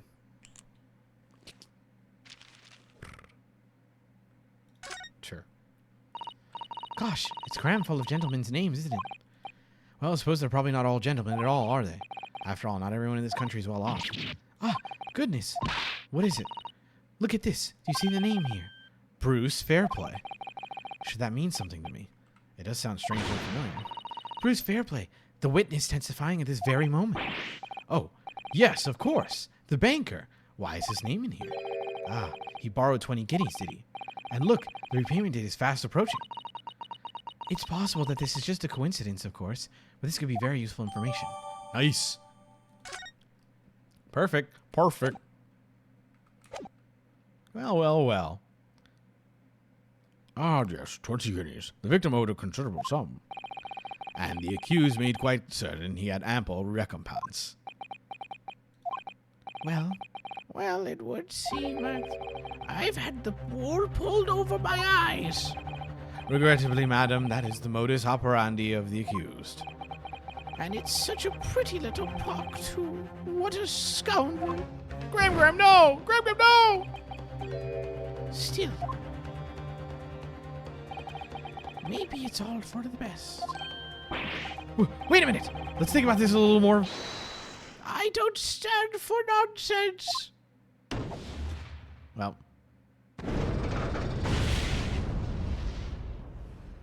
we lose. We just got new evidence. That was it. The last juror's decision. It's Jover. Look at her flip.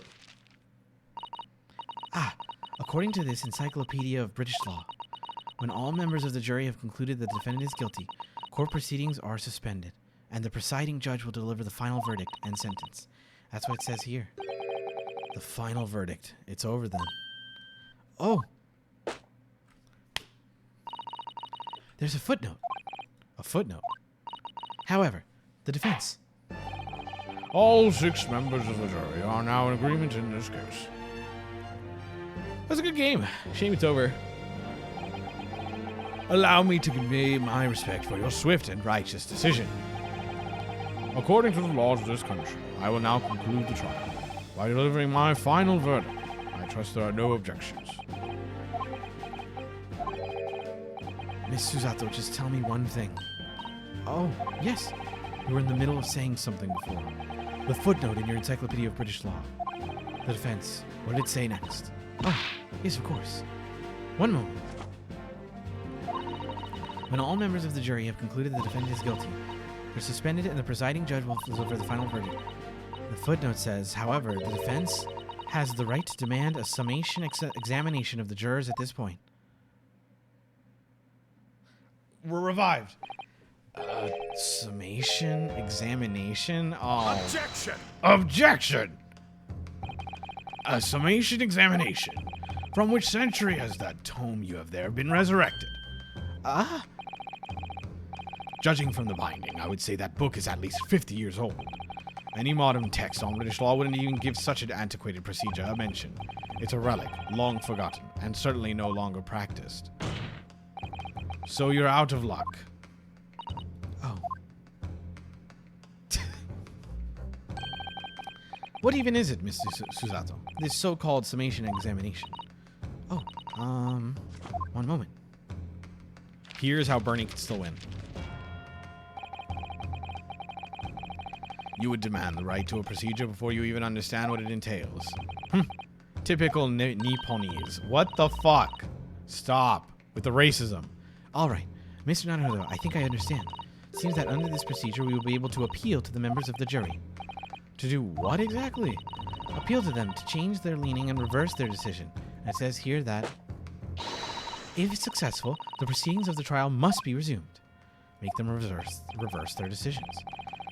Yes, in times gone by, barristers would use the summation examination to attempt to influence the jury's decision. But that procedure became something of a formality with no practical benefit, really, so it rather fell out of use. I wonder why. We are so fucking back. His bottle has a Reaper on it, so that's so funny. Because it was devoid of purpose. Changing just one member of the jury's mind would be hard enough, let alone several. No self-respecting defense barrister would even assert his right to try in this day and age. Still, I don't see any mention of the procedure actually being formally revoked. What are you suggesting? I'm suggesting that although it may be antiquated and largely forgotten, it isn't yet extinct. What do you think, Mr. Naruto? He's breathing. A summation examination. Our last possible option. Do we assert our right to carry it? Assert our right. Yeah. The defense wishes to assert its right to summation examination, my lord. Objection! Objection!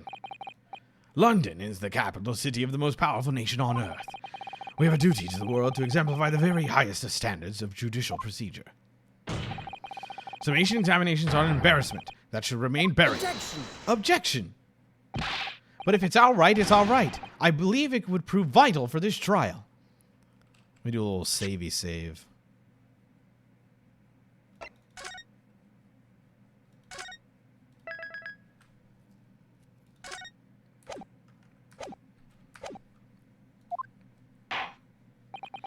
The defense's position is perfectly valid. The court will proceed with a summation examination. This is madness. Foreman, are you and the remainder of the jury ready? Well, I'm not. There was no mention of this in the letter. All members of the jury will be asked to explain on what grounds they have reached the decision. On what grounds? You must all justify your decisions. Explain why you believe the defendant to be guilty. Well, my lord, you're rather putting us on the spot. This is most irregular. No mention was made of this before. I don't really hold with all this justifying lock. That seems to have thrown the jurors off. It seems none of them have experienced this before. All right then. Summation examination. A defense procedure no practicing lawyer has attempted for years. Well, just maybe it might be the opportunity we've been looking for to turn this trial around. So be it then. Ladies and gentlemen of the jury, the court hereby calls upon you to state the grounds on which you find the defendant Magnus McGilty guilty of the most serious crime. Imagine needing a reason for a verdict. Cringe. True. Ooh, the jurors' contentions. There was no one else inside the carriage at the time, so it must have been him. I trust the driver. He has an excellent memory, it seems. 4 passengers with fares totaling 20 pence. He stuck the chap next to him just like this. Brazen, I must say, absolutely brazen. I have simply typed and collated all of the statements made thus far and drawn a logical conclusion. You can trust the guild. Fair fare's our motto. We haven't raised our prices above 4 pence for years. The scoundrel stabbing that poor man on the floor. It beggars belief. Banger. I'm starting to wish I hadn't pushed for this now. Some of the jurors don't seem to have wonderfully formed arguments. Well, let's see what we can do. We need to get these 6 people to change their minds. I'll have to throw everything I can at them and use some very persuasive language. Just a moment, Mr. Naruto.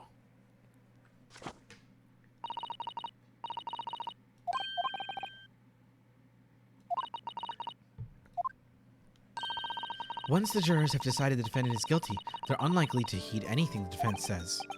But then, they've reached their conclusions by their own reasoning. Your pleas will sound like excuses. In fact, it could recoil on you. The more you try to persuade them, the more entrenched they may become.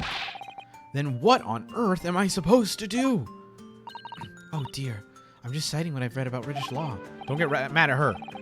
Right, I'm sorry. Do you have any idea how to make this work then? Well, from what I can understand, the key to this procedure is using the jurors' own words to make your arguments. What do you mean?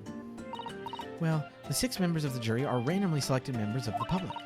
They may appear to present a united front, but the truth is, Rotate. they are complete strangers who just happen to find themselves here in the courtroom. And that's the way to break them down, you mean? Yes, exactly. We must listen very carefully to each member of the jury says, and see if we can identify any contradictory statements. If we can, we then contrast statements and pit the corresponding jurors against each other. I see. It's contradictions in what 2 or more jurors say that we're looking for. In a way, then, this is similar to a regular cross-examination. Oh, yes, I suppose you're right. Find contradictions in their statements and pit the jurors against one another to break them down. All right. Maybe to pull this off. No, that's not right. Oh, get the double slap. I have to pull this off. Can we start proceeding, Miss Counsel? I would like you to take the stand for this. I'm expecting a clear and precise rebuttal. Yes, my lord. Holy shit, he's standing.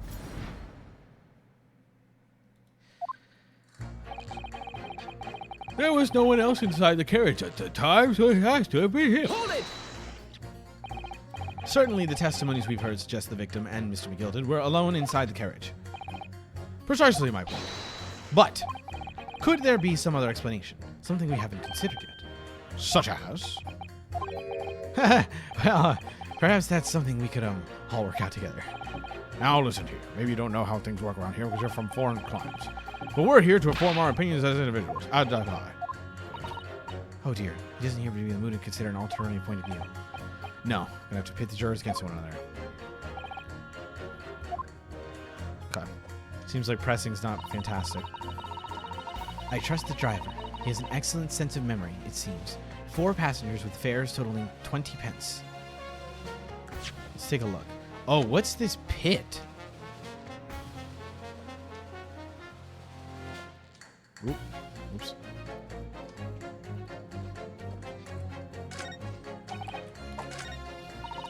Pit? Oh. Whoa. Huh. No, I know what pit is, like pit against, but I just didn't know like what it did.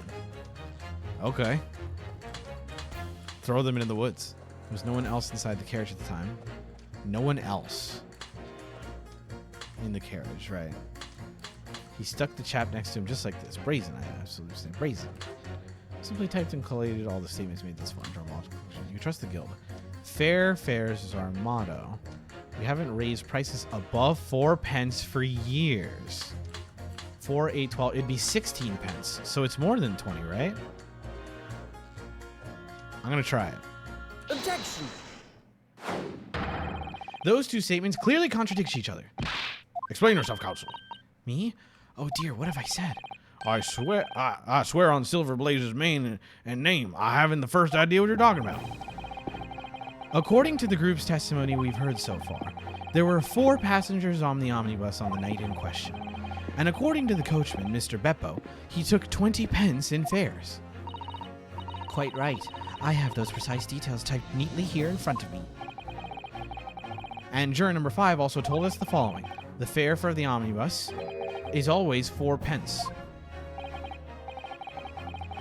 That it is. A fair and convenient single price, just the way London's carriages should be operated. But that doesn't add up at all. In fact, it leaves a glaring discrepancy in the facts. Why, man? Why? 4 passengers paying 4 pence each. If you do the multiplication, it would be 16 pence. Exactly. As I said, it doesn't add up. The figures are different. By 4 pence, in fact. Or precisely, 1 person's fare. One person's fare. Yes. In other words, on the omnibus that night, it's distinctly possible there was another passenger we've heard nothing about. Let's fucking go.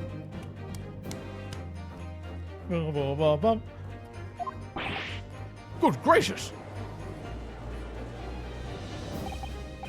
This can't be right. The coachmen of the guild are good, honest men. One and all, trustworthiness is our watchword. The figures your coachman claims most certainly do not add up. Your watchword, good sir, is a fallacy. I beg your pardon. Mr. Guildmaster, I think you ought to consider that if this is the trial were to end now, the news will surely spread all over London. The news that one of your coachmen tried to hide the fact that he lets nefarious characters ride his omnibus. All right then. How do I make it so this miserable trial doesn't end, huh? I love her flipping through a book. Well, according to my book here, you simply launch a ball of fire into the innocent side. Now hold your horses, coachman. We were all in agreement. You and wait till I get my hands on you, Beppo.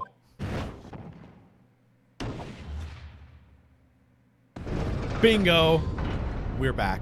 We are so back. We are so back. This is all very irritating. Begging your pardon, sir. I'm going to do the same. Hell yeah. We got 2. What a weird mechanic. For the love of Mike, not you as well. A penny can be the difference between a smile and a tear, after all. I certainly can't put my trust in someone who doesn't follow my exacting standards in financial matters. Oh, really? I, for one, think it's only proper that we hear from the witnesses again. She's so happy. Well done, Mr. Naruhodo. You did it. We can manage to change 2 more jurors' minds. We can force the trial to continue. 2 more. Actually, there is something else that's bothering me about a couple of their assertions. Then that's where you must strike next. So I need to pit 2 more jurors against each other. Show there's a contradiction in their assertions. Protecting my wife's smile. Exactly. You can do it. That's my responsibility. Well, the scales of justice have shifted, but they still weigh heavy on the side of guilt. Counsel, you have the floor again. Continue with your summation examination. I'm changing my leaning to innocent. I should like to hear what the slipshod bookkeeper has to say for himself. He stuck the chap next to him just like this. Brazen, I must say. Brazen. I've simply typed and collated all the statements made thus far. Beppo. The scoundrel stabbing that poor man on the floor. It beggars belief. Gotcha. You 2. Objection! Those 2 statements are completely contradictory. What? Explain, counsel. Post haste. Oh, dearie me. I was only knitting a jumper for my other half. What is all this claptrap? What does contradictory even mean, I ask you? We've heard from more than one witness that they allegedly saw the actual movement when the defendant stabbed the victim. Now, out of curiosity, juror number 3. What? Can't you see that I'm busy here? How would you say the defendant stabbed the victim? What sort of motion was it? Ha! Want to test me, do you? It was like this. Stuck the fellow next to him without even getting up. Just like the prim banker said. Yes, that was Mr. Fairplay's testimony. Quite true. Now then, juror number 6. Oh, is that me, is it? What can I do for you, young man? How would you say the defendant stabbed the victim, madam? Oh yeah, Fairplay went like this, and then the other guy went like this. Oh, well, dear, as far as I understand it was like this. He stabbed the poor man after he'd collapsed on the floor. The coachman said so. Now don't move. Take a look at these 2 jurors. He stuck the fellow next to him without even getting up. And he stabbed the poor man after he'd collapsed on the floor. Well, I never. They're stabbing in totally different directions. What? Bless my stitches. What a muddle. What this tells us is that there's a strong possibility one of the witnesses isn't telling the truth. Oh. But why? Why the dickens would they lie? I don't know that yet. What I do know is that if the trial ends at this point, we may never find out. We may never know the real truth. Ladies and gentlemen of the jury, can you really let that happen in all good conscience? Lies, you say? Oh, dearie me. This track is so good. I can't abide by people telling lies. We're back. The scales. I don't believe it.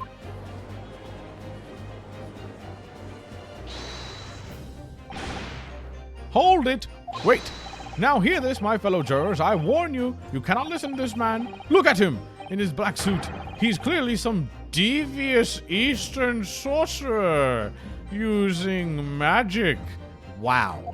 This guy should win an award for racism.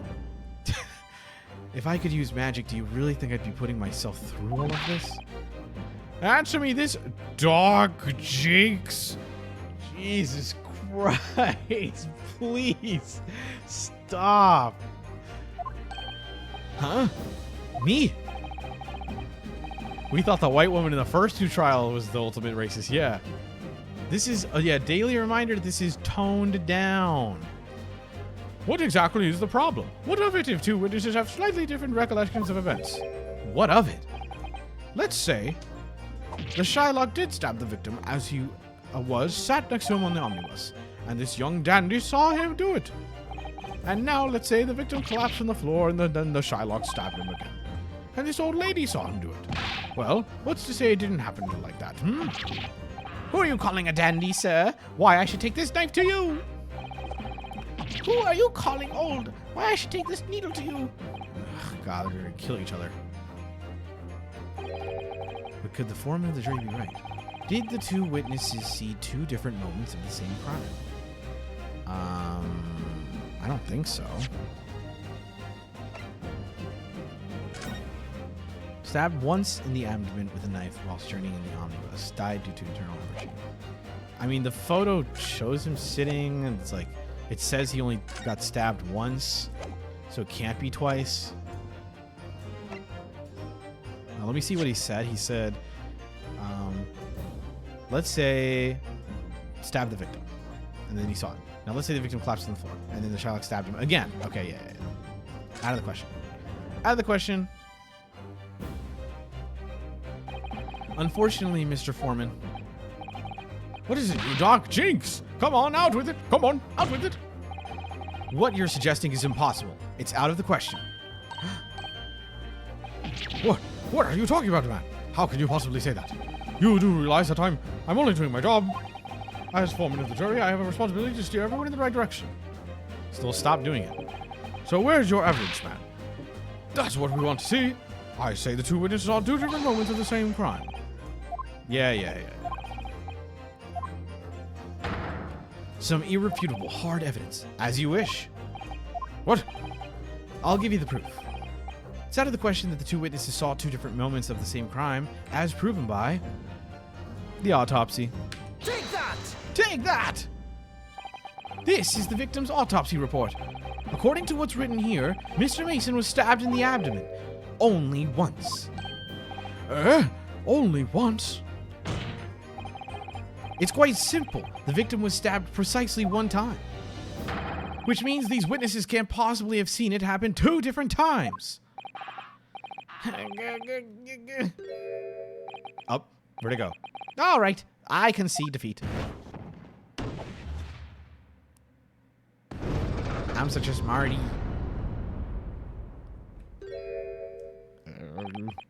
Wait, that means 4 jurors are now leaning to not guilty. We've done it, Mr. Naruhodo. We've won. What are you playing at, you dandy fool? Shut your trap, sir. No one deceives me. But we had a consensus. I said shut your trap. I know a liar when I see one. And if the chap ever dares to cross the threshold of my shop, I'll take this razor-sharp blade and shave every last hair on his head. Fucking nasty. Get me off this fucking screen. Please tell me he's a barber. Well, in a quite remarkable turn of events, the defense's examination has flipped the balance of the scales of justice. The jurors now stand at 2 for guilty and 4 for not guilty. Accordingly, there is no longer a large enough majority among the jury for me to advocate, and the trial must continue. What? I hereby ask the defense, prosecution, and witness to return to their places. I call upon all of you to continue to pursue the truth. Holy shit! So, Lord Van Geeks, continue to substantiate the case for the prosecution, if you please. Stay mad. Cry about it. Stay mad. Cope. Seethe. Mauled. L. Ratio.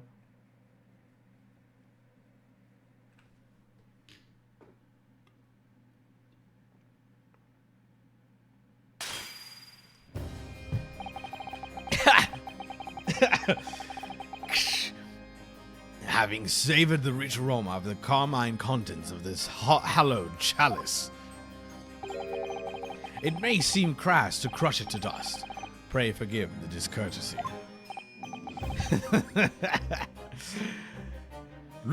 Lord Van Six. Ugh, is it cold in here or is it just me?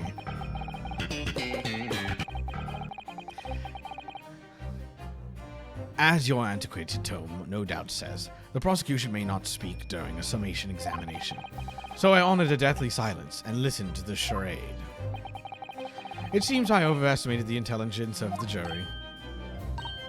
Okay, asshole. Well, no matter. There was nothing so hard to prove as a self-evident truth, it would seem. No, and why else would we grace the courtroom with our presence after all? So, let us proceed to the next round of battle. Oh, fuck! The cape is off. Phase 2. Oh, God, he's hotter. Bring forth the witnesses once more.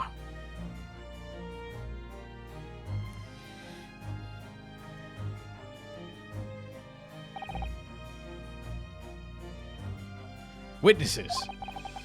I trust you heard the summation examination we have just had to endure. Oh, yes, sir. That I did, sir. Of course I heard it. Oh, yes, sir. I heard it. Do you think he's going to strip through in the entire case? Relájate, mija. You, sir, on the coachman. I believe it's Beppo. Yes, sir. My lord, sir.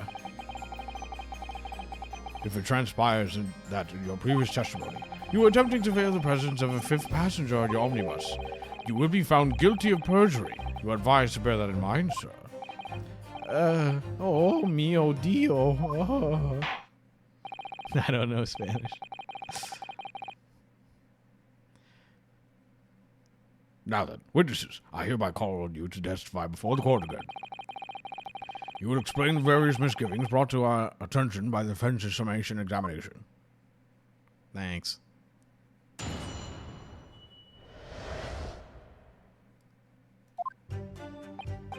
I only carried 4 passengers that night. I swear it. But, Well, I for one was told I had to pay 5 pence for the bus.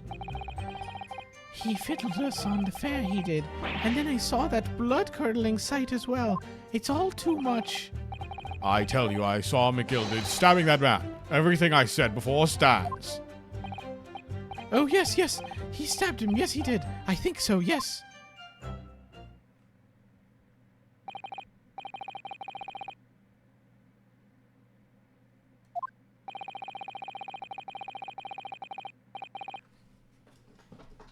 The phantom, fifth passenger conjured into existence by my learned Eastern friend never existed.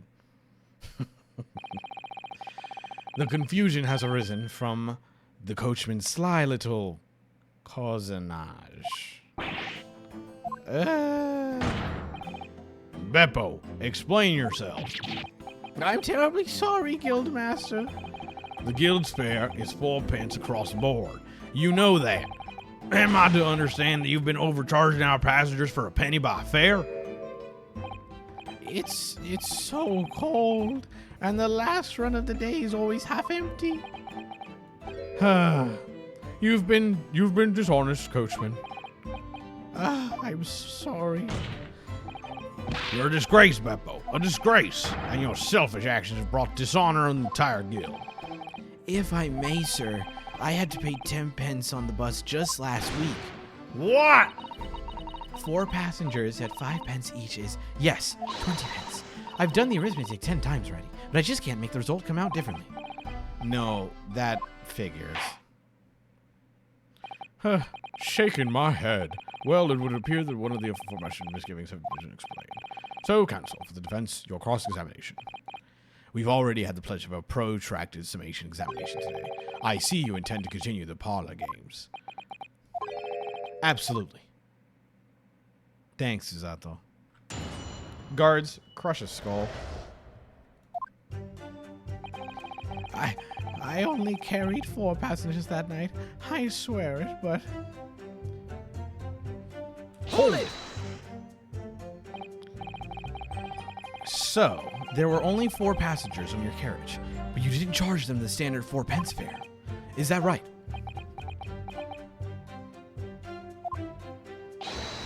It's impossible to make the last one of the day pay. I was so cold. I was almost passing out. I'm getting chilblains?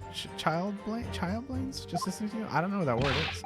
It was terrible, so I want to give myself a pat on the back for even keeping the bus running.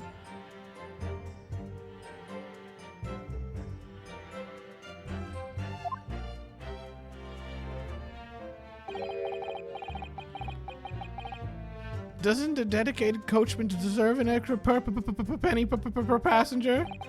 You're digging a deeper hole here. If only there had been a 5th passenger, then we would have had another suspect.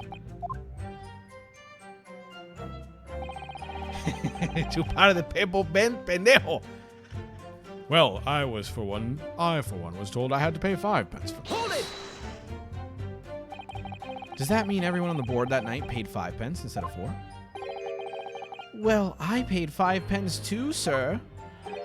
and I just told you that I did.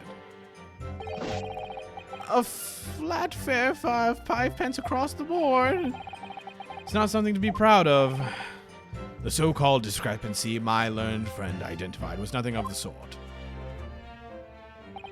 Much like the Phantom Killer you so desperately needed, it's gone, dead, and buried. I'd have been happy if it ever existed in the first place. He fiddled us on the fare, he did. And then I saw it. Blood-curdling sight as well. It's all too much. Hold it! This blood-curdling sight. You mean the murder, I presume? Yes, sir. A loathsome sight. No one should have witnessed the horror in the eyes of a man the moment his life is taken. Oh, well, not exactly, sir. I mean, I didn't actually see the exact moment the gent was stabbed. Good gracious, really? We have another witness who did, however. The banker has already testified to it. But Mr. First didn't actually see the point at which the victim was killed. That may turn out to be very significant. I heard the banker gent next to me take a sharp intake of breath, you see. That's when I looked through the glass. That's when I saw that horrible blade poking out from his belly, all covered in blood. Oh, wait a second. He's looking kind of sussy.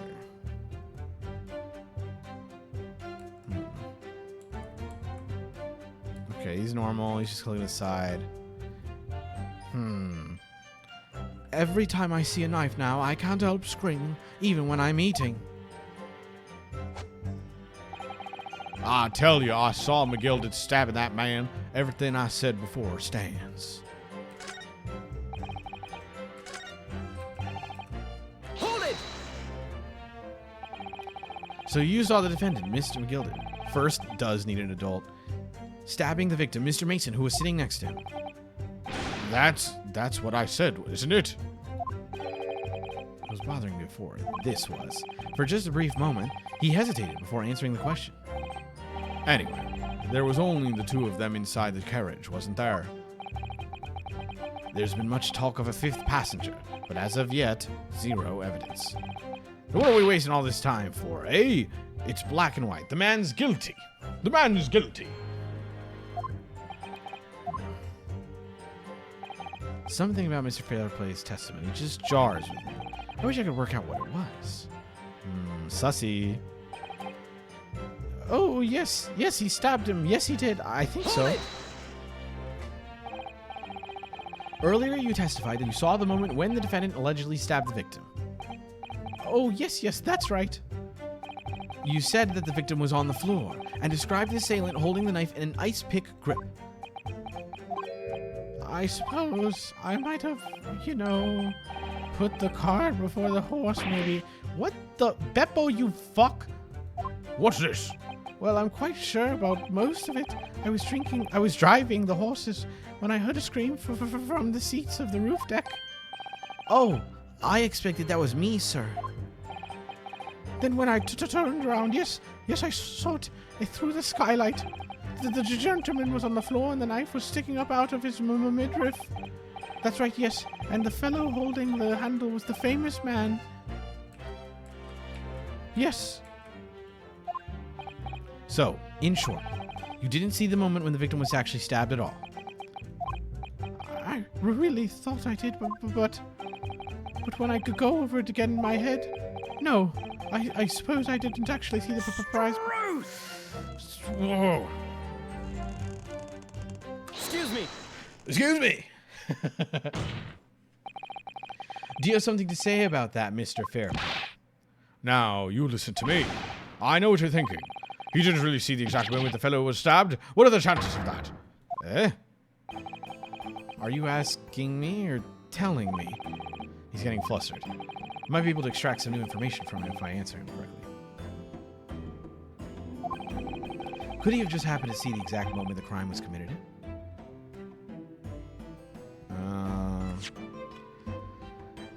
So he said, I really thought I did. Going over it, no, I suppose I didn't see it.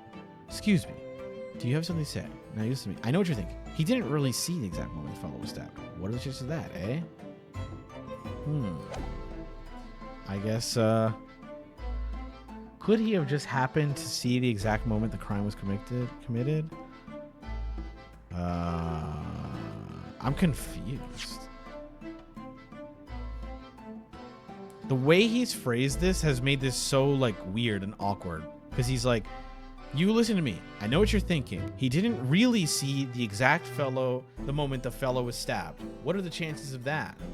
Oh, he's talking about himself. I see. Some days are like that.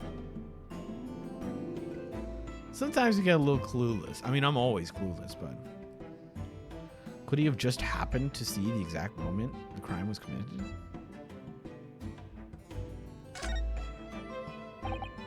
Well, it is a little hard to believe, certainly. Unless you spend your time peeping through a skylight on the top of the omnibus, that is. Peeping? I'm a respectable city banker, I'll have you know, and I know what I saw. I remember it as clear as a Paul the Rat day. It was a grim scene, I don't mind telling you. Thank you, Mr. Fairplay. Oh, excuse me if I was getting a little hot under the collar there, my lord. I would ask you to supplement your testimony with a clear statement about what exactly you saw. Oh, I can do that all right. I'll tell you just how grim it was. Yeah, new testimony. You think I'd forget the sight of those blood-soaked hands after that butcher stabbed that man? Gotcha. Gotcha.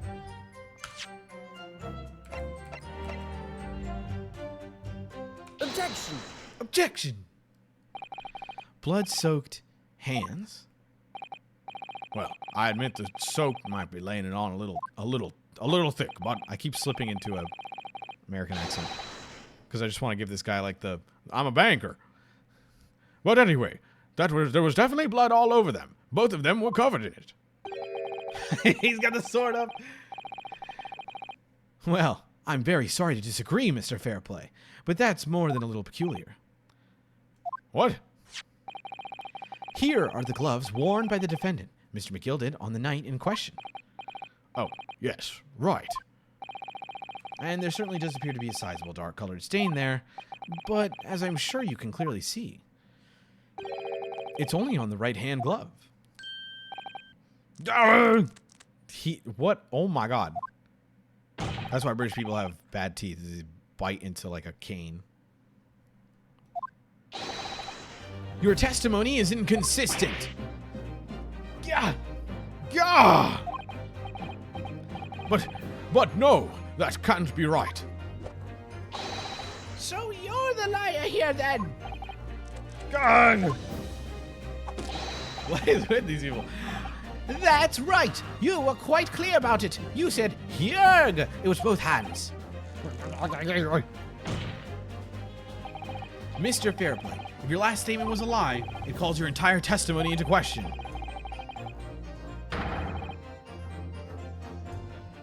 You say you saw the moment the victim was stabbed. Was that really the truth? I have to make tea with honey on these days. Objection. Objection. It was a simple mistake. You can't justify excusing this man of lying. Yes, it wasn't both hands. It was only one, but the fact remains. The victim's blood was on the cue. Objection! Objection. No, Mr. Fairplay categorically stated that he saw blood all over both hands, which means there's a strong possibility that this witness was deliberately trying to mislead the court. Ah, why? I'm a city banker, for pity's sake. My word should be the gold standard. I'm a gentleman, not some gutter snipe. Understanding members of society don't provocate. He's claiming to have no reason to lie. But is that really the case?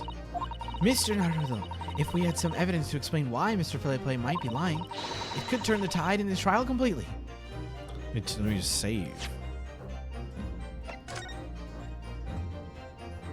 Yeah, if I had a king like that, I'd probably eat it too.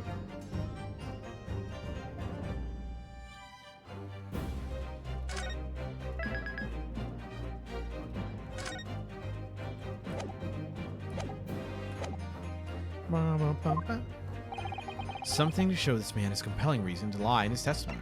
I have evidence. My lord, Yes, counsel. the defense is ready to present evidence. By Jove, are you sure? Yes, evidence that will clearly demonstrate why Mr. Fairplay had a reason to lie in his testimony. Very well. I hereby call on the defense to present its evidence. The evidence that demonstrates a motive for the witness's alleged deception of the court. Bop. Take that! This is a list of the debtors who owe money to Mr. McGilded. Yes, a list of innocent victims, crippled by the accused's extortion. The point is, among the names of these debtors is your name, Mr. Bruce Fairplay. What? Mr. Fairplay, are you currently indebted financially to the accused? No. Well, it's barely worthy of being called a debt. According to this ledger, you owe 20 guineas. Not an inconsiderable sum of money, wouldn't you say? Well, what of it? By Jove. Let's suppose Mr. McGilded would be found guilty of murder. What would become of your debt in that case? These documents state that the loan agreement is forged between two individual parties. Therefore, were the creditor, defendant here, to be sentenced to a capital punishment, all outstanding debts which were owed to him would be annulled. They would cease to exist. Cease to exist? Mr. Fairplay, is it not the case that you claimed in your testimony to have seen something you never in fact saw in a devious attempt to annul your debt of 20 guineas to the defendant?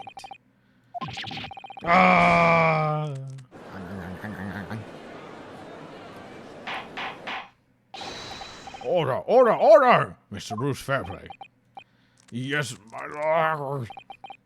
Let me ask you again, and be aware that your answer may have most serious implications upon your future, sir. Did you, or did you not, see the precise moment in time at which the defendant is alleged to have thrust a knife into the victim?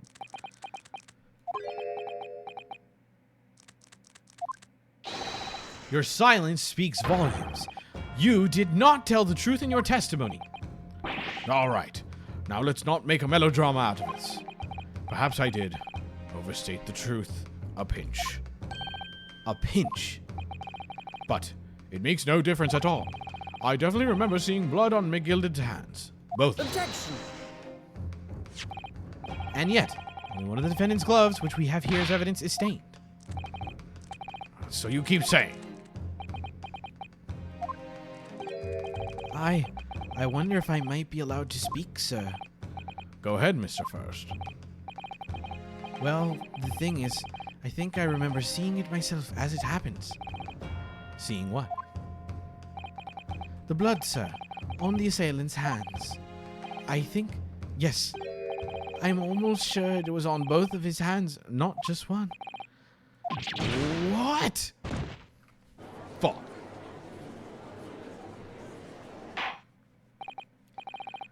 It would appear that we're going to need further testimony from all you witnesses. This time, I would like to know precisely what you did and what you did not see. Do I make myself clear? Yeah. Mr. Naruto, this is good news. The course of the trial seems to have shifted slightly. Yes.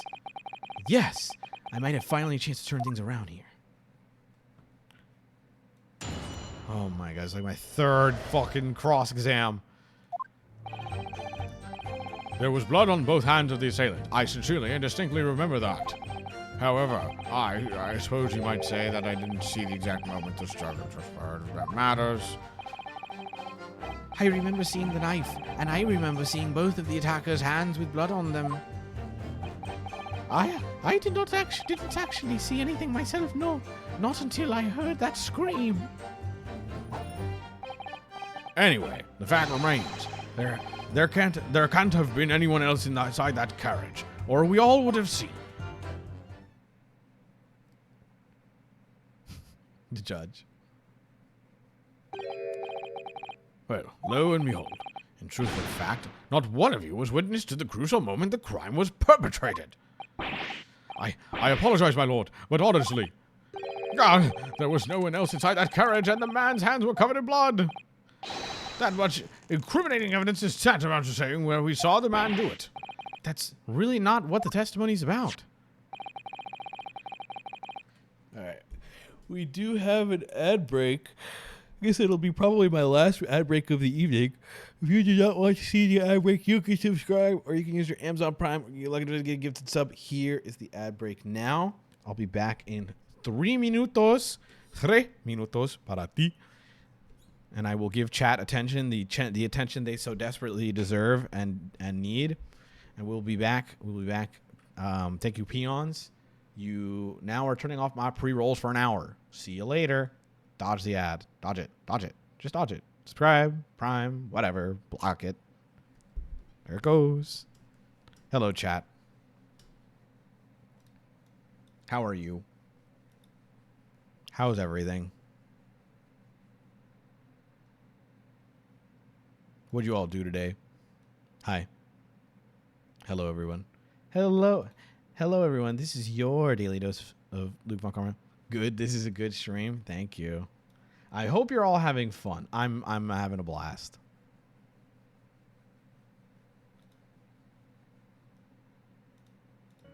Put on some Pokemon music while we wait. Today was a good day. Played Fortnite. Oh, true. I played Fortnite today. Did you carry, Prince? Sorry, let me rephrase. Leah, did you carry in Fortnite? I'm off for the next 2 days. Let's go. I played this case with my BF today. That's nice. Also bragging. Boyfriend haver. I played some TF2 today. That sounds fun. Finished some adulting. I had a lot of adulting to do. I carried 12 assists. Nice carries. I'm chilling. Literally, it's cold as fuck. Really? I would like some of that cold. I just put on my AC. Stream is good. Have to go to bed soon because it's tomorrow work. Hey, no worries. I watched The Bear today. You know, I've seen a couple of ads for The Bear. I actually wanted to see some of it. Just so I can see that image of the guy who plays the bear, or the guy who plays the main character or whatever, the chef.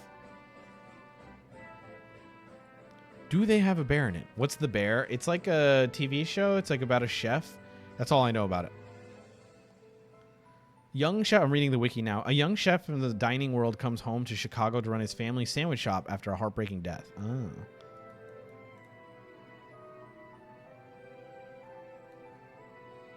I just started season 2. It's really good, but intense. Ooh.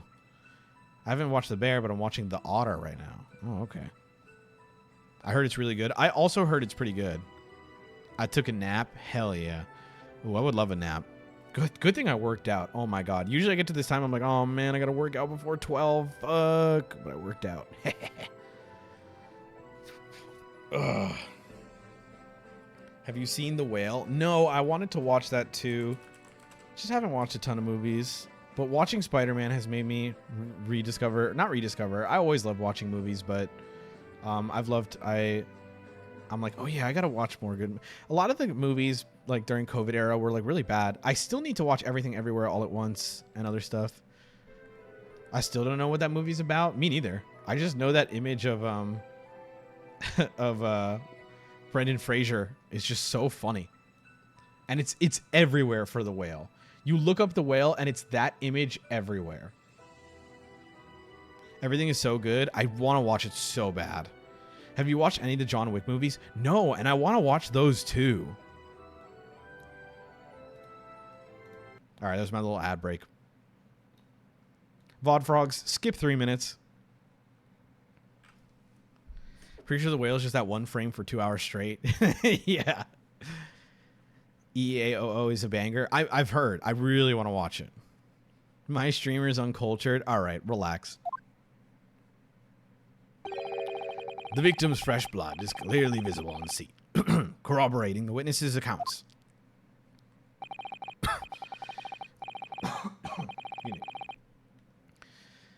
My streamer can be fixed. I can be fixed. I'm being fixed. I am fixed. I'm great. Cobium. In other words, there is no substantial nor significant change in the facts of the case. Very well. Your cross-examination, please, counsel. Yes, my lord. It's just Keanu Reeves owning people. That's exactly what I want, though. There was blood on both hands of the assailant. I sincerely and distinctly remember that. Okay. Hold it! Let's take a look. No. The evidence tells us otherwise. We have the gloves the defendant was wearing on the night in question in the court record. I'm well aware of that, sir. But nevertheless, I know what I saw, and I stand by it. The man had blood on both his hands. He's defiant, even in the face of hard evidence. He steadfastly refused to admit that he might be mistaken. But why? Your reasoning is dire. Dyer mentioned. One hand or two, the salient point remains unchanged. Minutes after the grim crime, the victim's blood dripped guiltily from the accused's fingers. However, I suppose you might say that it's the exact moment of... Hold it! Don't try to downplay this. Whether or not you saw the exact moment of the crime is a matter of fundamental importance, as you well know. But for crying out loud, we all know that no one else could have possibly done it. I was trying to save us all some time.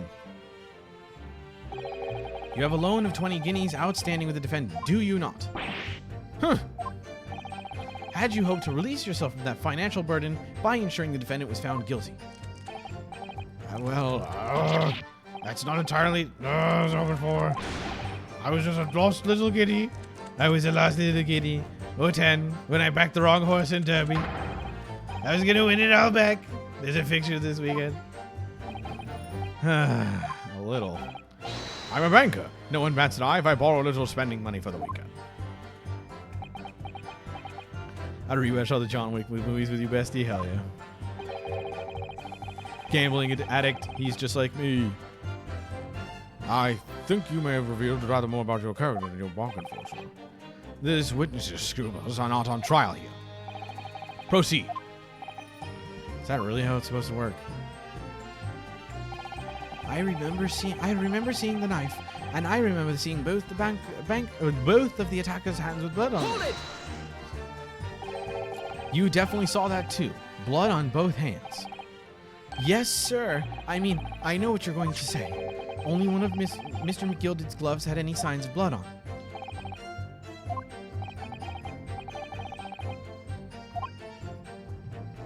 When I looked down and saw Mr. McGilded sitting beside the other fellow, I don't believe he was wearing any gloves, sir. He wasn't wearing these gloves. That's correct, sir. And I saw the blood on both his bare hands quite clearly. It's true that the dark-colored stain on the dark leather gloves would have been easy to see. I should point out the police officer who apprehended the accused on the night in question reported there was no trace of blood on Mr. McGilded's gloved hands. There wasn't blood on his hands.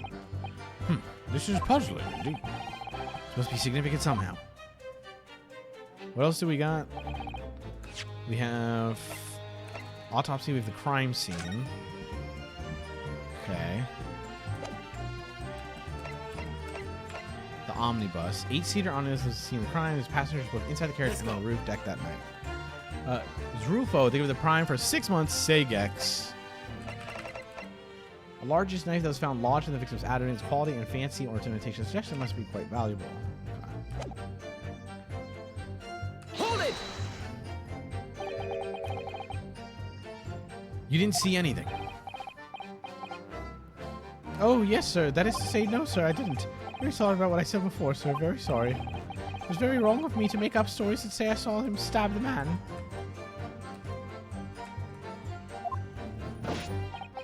Wouldn't you agree, sir? I know what you're insinuating. I know what you're insinuating, but I certainly wasn't making up stories. Still, say you saw nothing isn't right either. No, sir, I saw nothing at all. Mr. Beppo, you were driving your horses. At the very least, you must have enjoyed a good view of London's streets, no?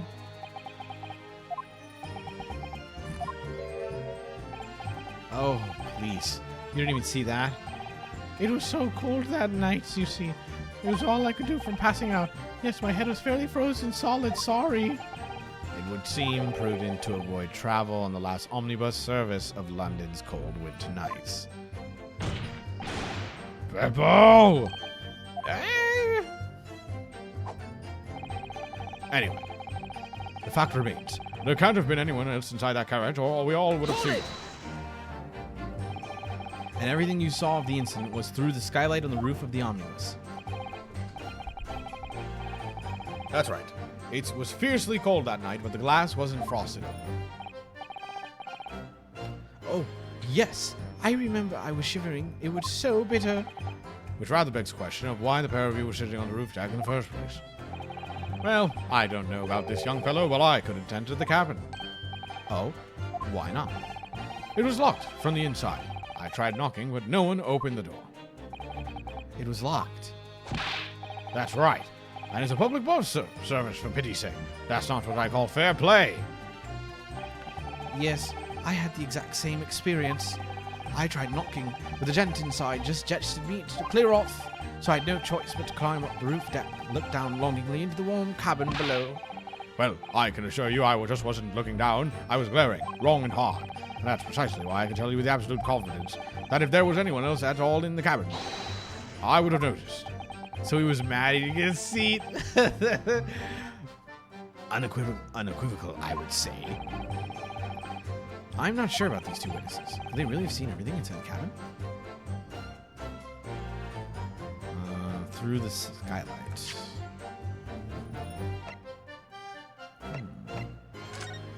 Look at this again.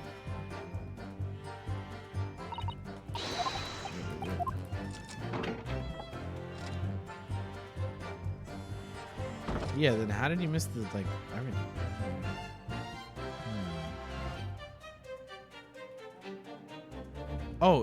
Oh yeah, it's impossible. There's no way he was able, well, not impossible, but there's no way he could have done it. So, check this out, chat. Look at the way actually, no, never mind. He could sit, I thought the bench, it depends where he sat, right? So he had to have sat here, but if they're both on separate benches, then they can't. But they'd have to be sitting next to each other. They might not have been able to. That is true. Allow me to confirm one thing, Mr. Fairplay. You were riding this omnibus and witnessed the events in the cabin through the skylight in the floor on the upper deck. Is that right? That's right, yes. In that case, there is a portion of the cabin interior that would have been out of sight from you. What? By golly, really? Obviously, at this stage, you can't say for sure. Oh, yeah. They're both facing forward, so they both can't look at everything. What's up, Mad? Fantastic, Mad. Then, at the time of the incident, there could have been another passenger in the enclosed cabin of the omnibus.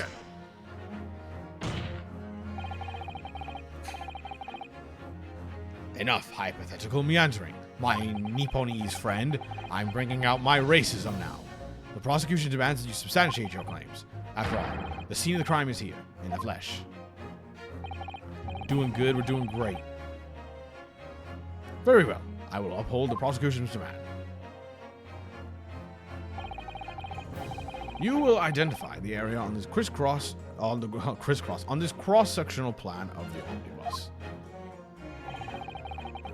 Where exactly in the omnibus are you suggesting that this potential extra passenger could have been situated? Here. Take that! Both rows of seats on the roof face in the direction of travel,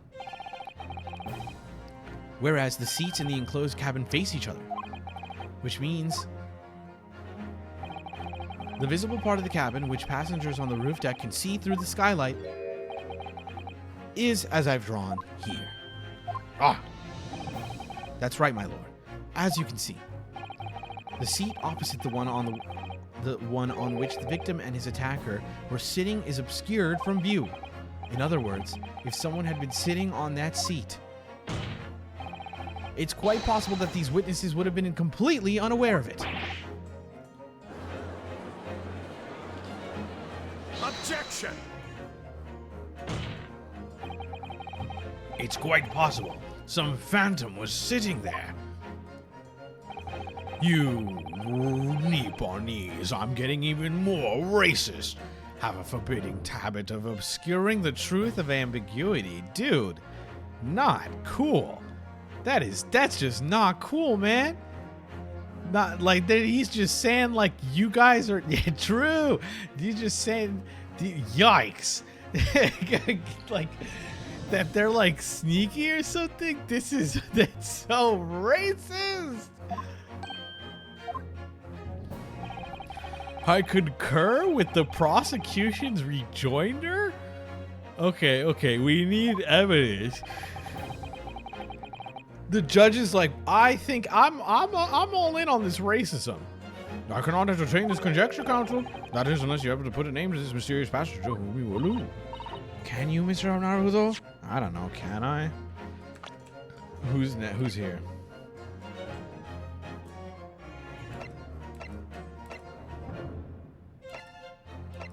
Not really, no. It's 1, 2, 3, 4. Not including Beppo. Barack. It's Barack Obama. It is the job of the defense to cause doubt. It's prosecutors' work to make sure they prove it without a doubt. True. That is very true. In the original game, they straight up say slurs. I keep forgetting this is toned down. I honestly don't know. Who could it have been? Who could have been in the other seat, which was out of sight from the witness on the roof deck? I don't know. I literally don't know.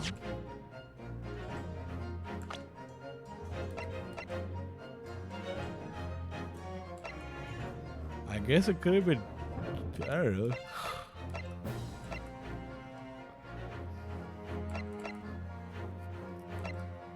I'm trying to think back of anything crazy, but city banker, an apprentice milliner.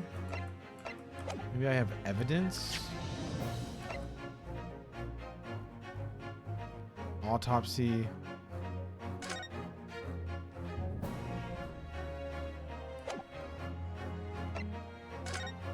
Anything in here? Doesn't look like it.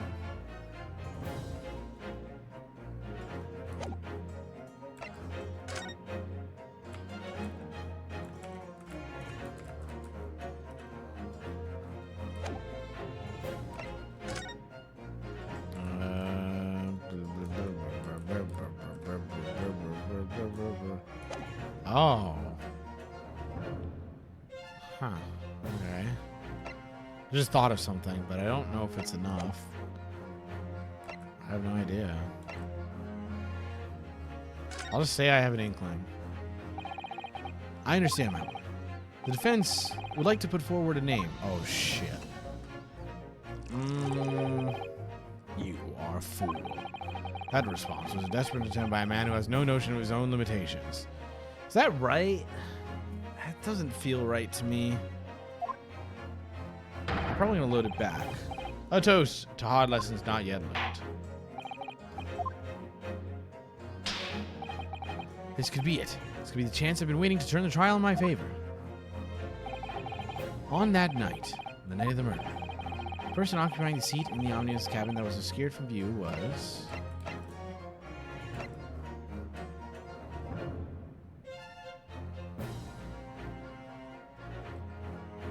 Oh! It was Magnus. He wasn't sitting next to him. He's out of sight. Yeah, it was Susato. Take that! Yeah! The passenger was him. The passenger in the enclosed cabin that the witness in the roof deck failed to see has to have been Mr. Magnus McGilded. Mr. McGilded? What are you talking about, Counsel? That's the name of the defendant. Objection!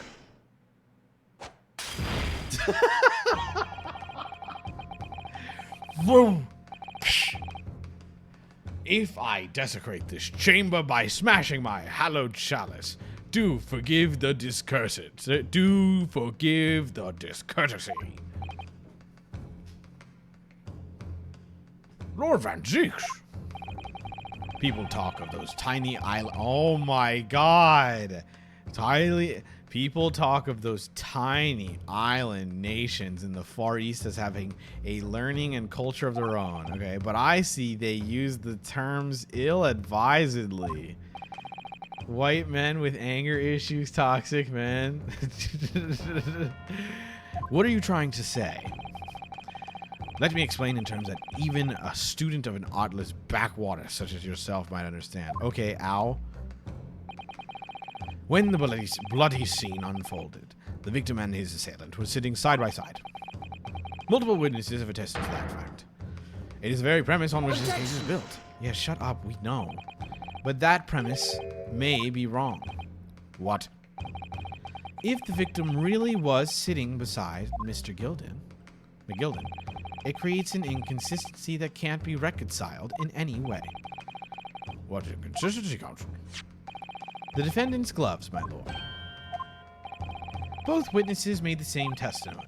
They claim that there was blood on both hands of the person sitting next to the victim. Yet we know the truth to be otherwise. Only one glove bears the glory. Objection! Kapow! Bam! Thank you for the 11 months. Oh yeah, Ace Attorney stream. We are so back. The point is, even in the face of this irrefutable evidence, both witnesses have maintained their stance. Yes, their testimony remains unchanged. Exactly. They both adamantly swear that they clearly remember seeing blood on both hands of the assailant. In short, their memory of events is correct, and their testimony reveals the truth. It was somebody else sitting beside the victim that night, a third party we have yet to identify. And the victim's blood was on that passenger's hands. Both of them. Objection! Ace Attorney. And who was this third party? Guess I'm gonna watch the earlier part in VODs? Yes. Do I have any mods around? Is there any mods around? Prince.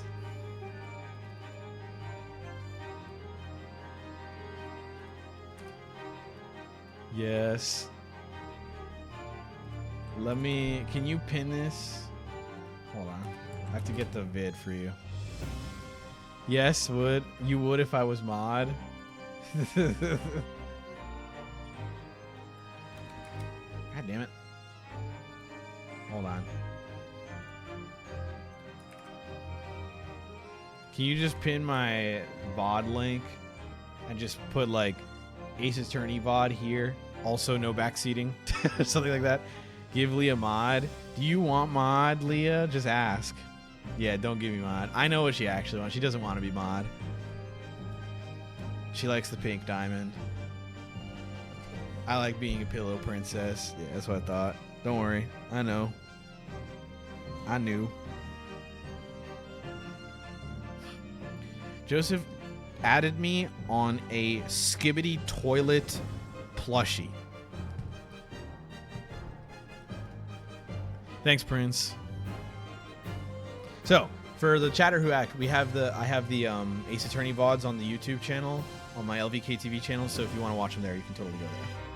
So if anyone wants to catch up. Obviously, the true culprit. Extraordinary. Order. What exactly are you postulating? The defense's postulation is just that, nothing more than conjecture. The witnesses have clearly stated that they saw the accused. I should be more evil. Objection!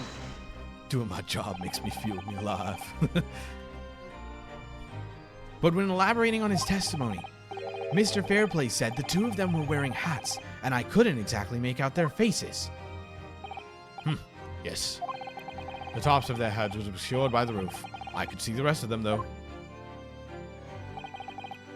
Yes, that's right. Both gents were most certainly hatted. Hatters do tend to notice such things, sir. And what particular styles of hats did the two gentlemen sport, Mr. First? He can't remember. I'm afraid I don't remember. And you call yourself a hatter? The style of hat makes no difference. There was no third passenger in that cabin. How can you be so sure? Because if there had been, the accused, Mr. Gilded, would undoubtedly have offered to depose the fact. Unless, that is, you are proposing an even more preposterous explanation. He was asleep! That the accused failed to even notice the presence of the true culprit in the very cabin in which he traveled. Yes, I am. He's asleep. Literally. He's right. If there was another person traveling in the enclosed cabin of the omnibus, it's inconceivable that Mr. Gilded would have been unaware of it. All right. There's clearly a simple solution to this problem. Bring the accused, Mr. McGilded, to the stand. Well, what do you say, counsel? The prosecution objects, my lord. On what grounds? As a suspect, he will have already made a full statement to the police. But what if there's some reason why he's unable to speak freely? Bet.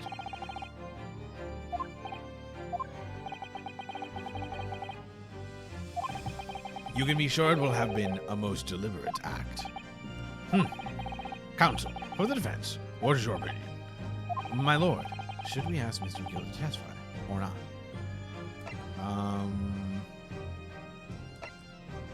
I think we need it, right? Yeah, we need to hear what he says. We need the truth. We're also in the dark, so we need as much info as possible. The defense would like to call Mr. McGilded to the stand. In that case, I'd like to hear the opinion of the jury. Yes, I need a little time to consider this. If you ask me, I think we should hear what Mr. McGilded has to say. Get the man out here, I say. It would be utterly illogical not to hear his testimony.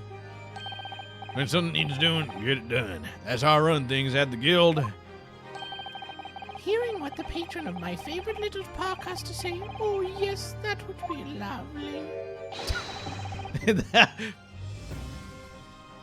Yes, jury says the man must be heard. Very well. Court will hear the defendant's testimony. Bailiff, show the defendant to the stand at once. I love the grandma too. Now, maybe what actually happened that night will finally become clear.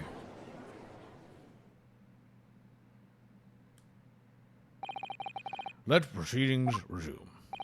Mr. McGilded, have you been listening to the discourse of the day? To be sure I have, me lord.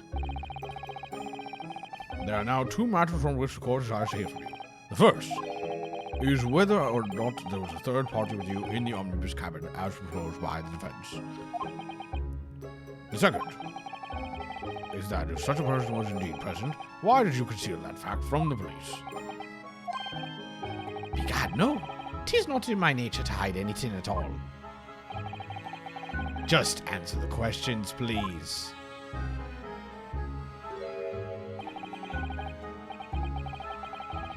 He's doing the Tony Stark, like, The truth of the matter is, I've been desperate about this all along. Do I tell thee, or keep me mouth shut? Tell us what, Mr. McGilded? The fine fellow representing me is absolutely right. In the carriage on the night with myself and the other man, there was another passenger. Is it? It's true. Aye, and 'twas me who helped the little urchin get away after it all happened. You. What?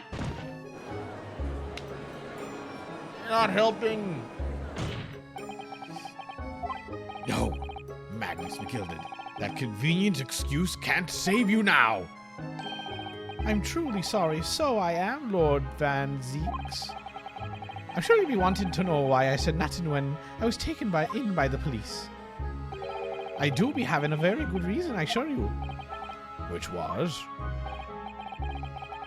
Well, the little child was just in the wrong place at the wrong time, and not in any way involved, you see. What? If the police had known the wee one was there, they'd have assumed she'd done it. They'd have hauled her into this here courtroom just like myself. I was only trying to spare her that. Young hearts and young minds are easily damaged, my lord. And who was this young child of whom you speak? That I do not know. I don't know. You don't know. Ah, well, the wee thing just happened to be in the carriage that night. I never saw her before or since. We have absolutely no reason to believe this man. The prosecution calls for the witness statements to be disregarded by the court. You know, I wouldn't be surprised if the urchin isn't here in this courtroom as we speak. Listen to the proceedings. What?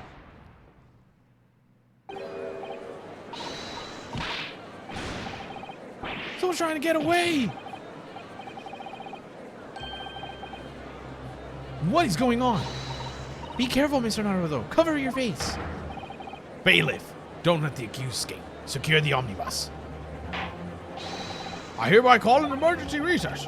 Bailiff, ensure the defendant is in custody. Clear the courtroom. You were hurriedly removed from the smoke-filled courtroom by the bailiff. Amid scenes of chaos as people stumbled over one another in their desperation to flee the chamber. We had no idea what was happening. All we knew was that for the time being, at least, the trial was suspended.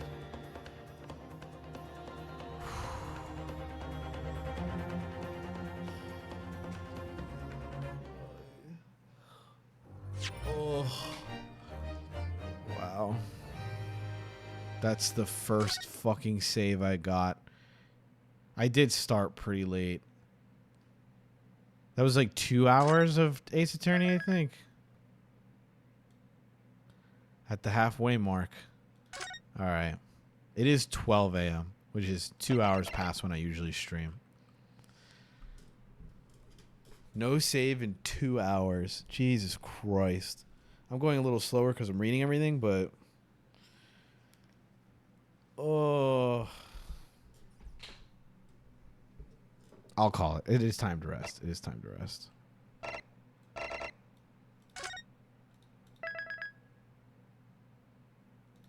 Hope you all enjoyed your stay.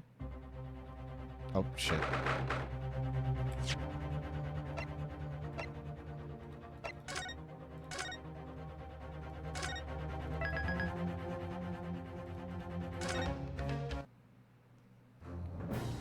Woo! We'll resume next week on Sunday. Sunday. The 23rd. I'll be around. Get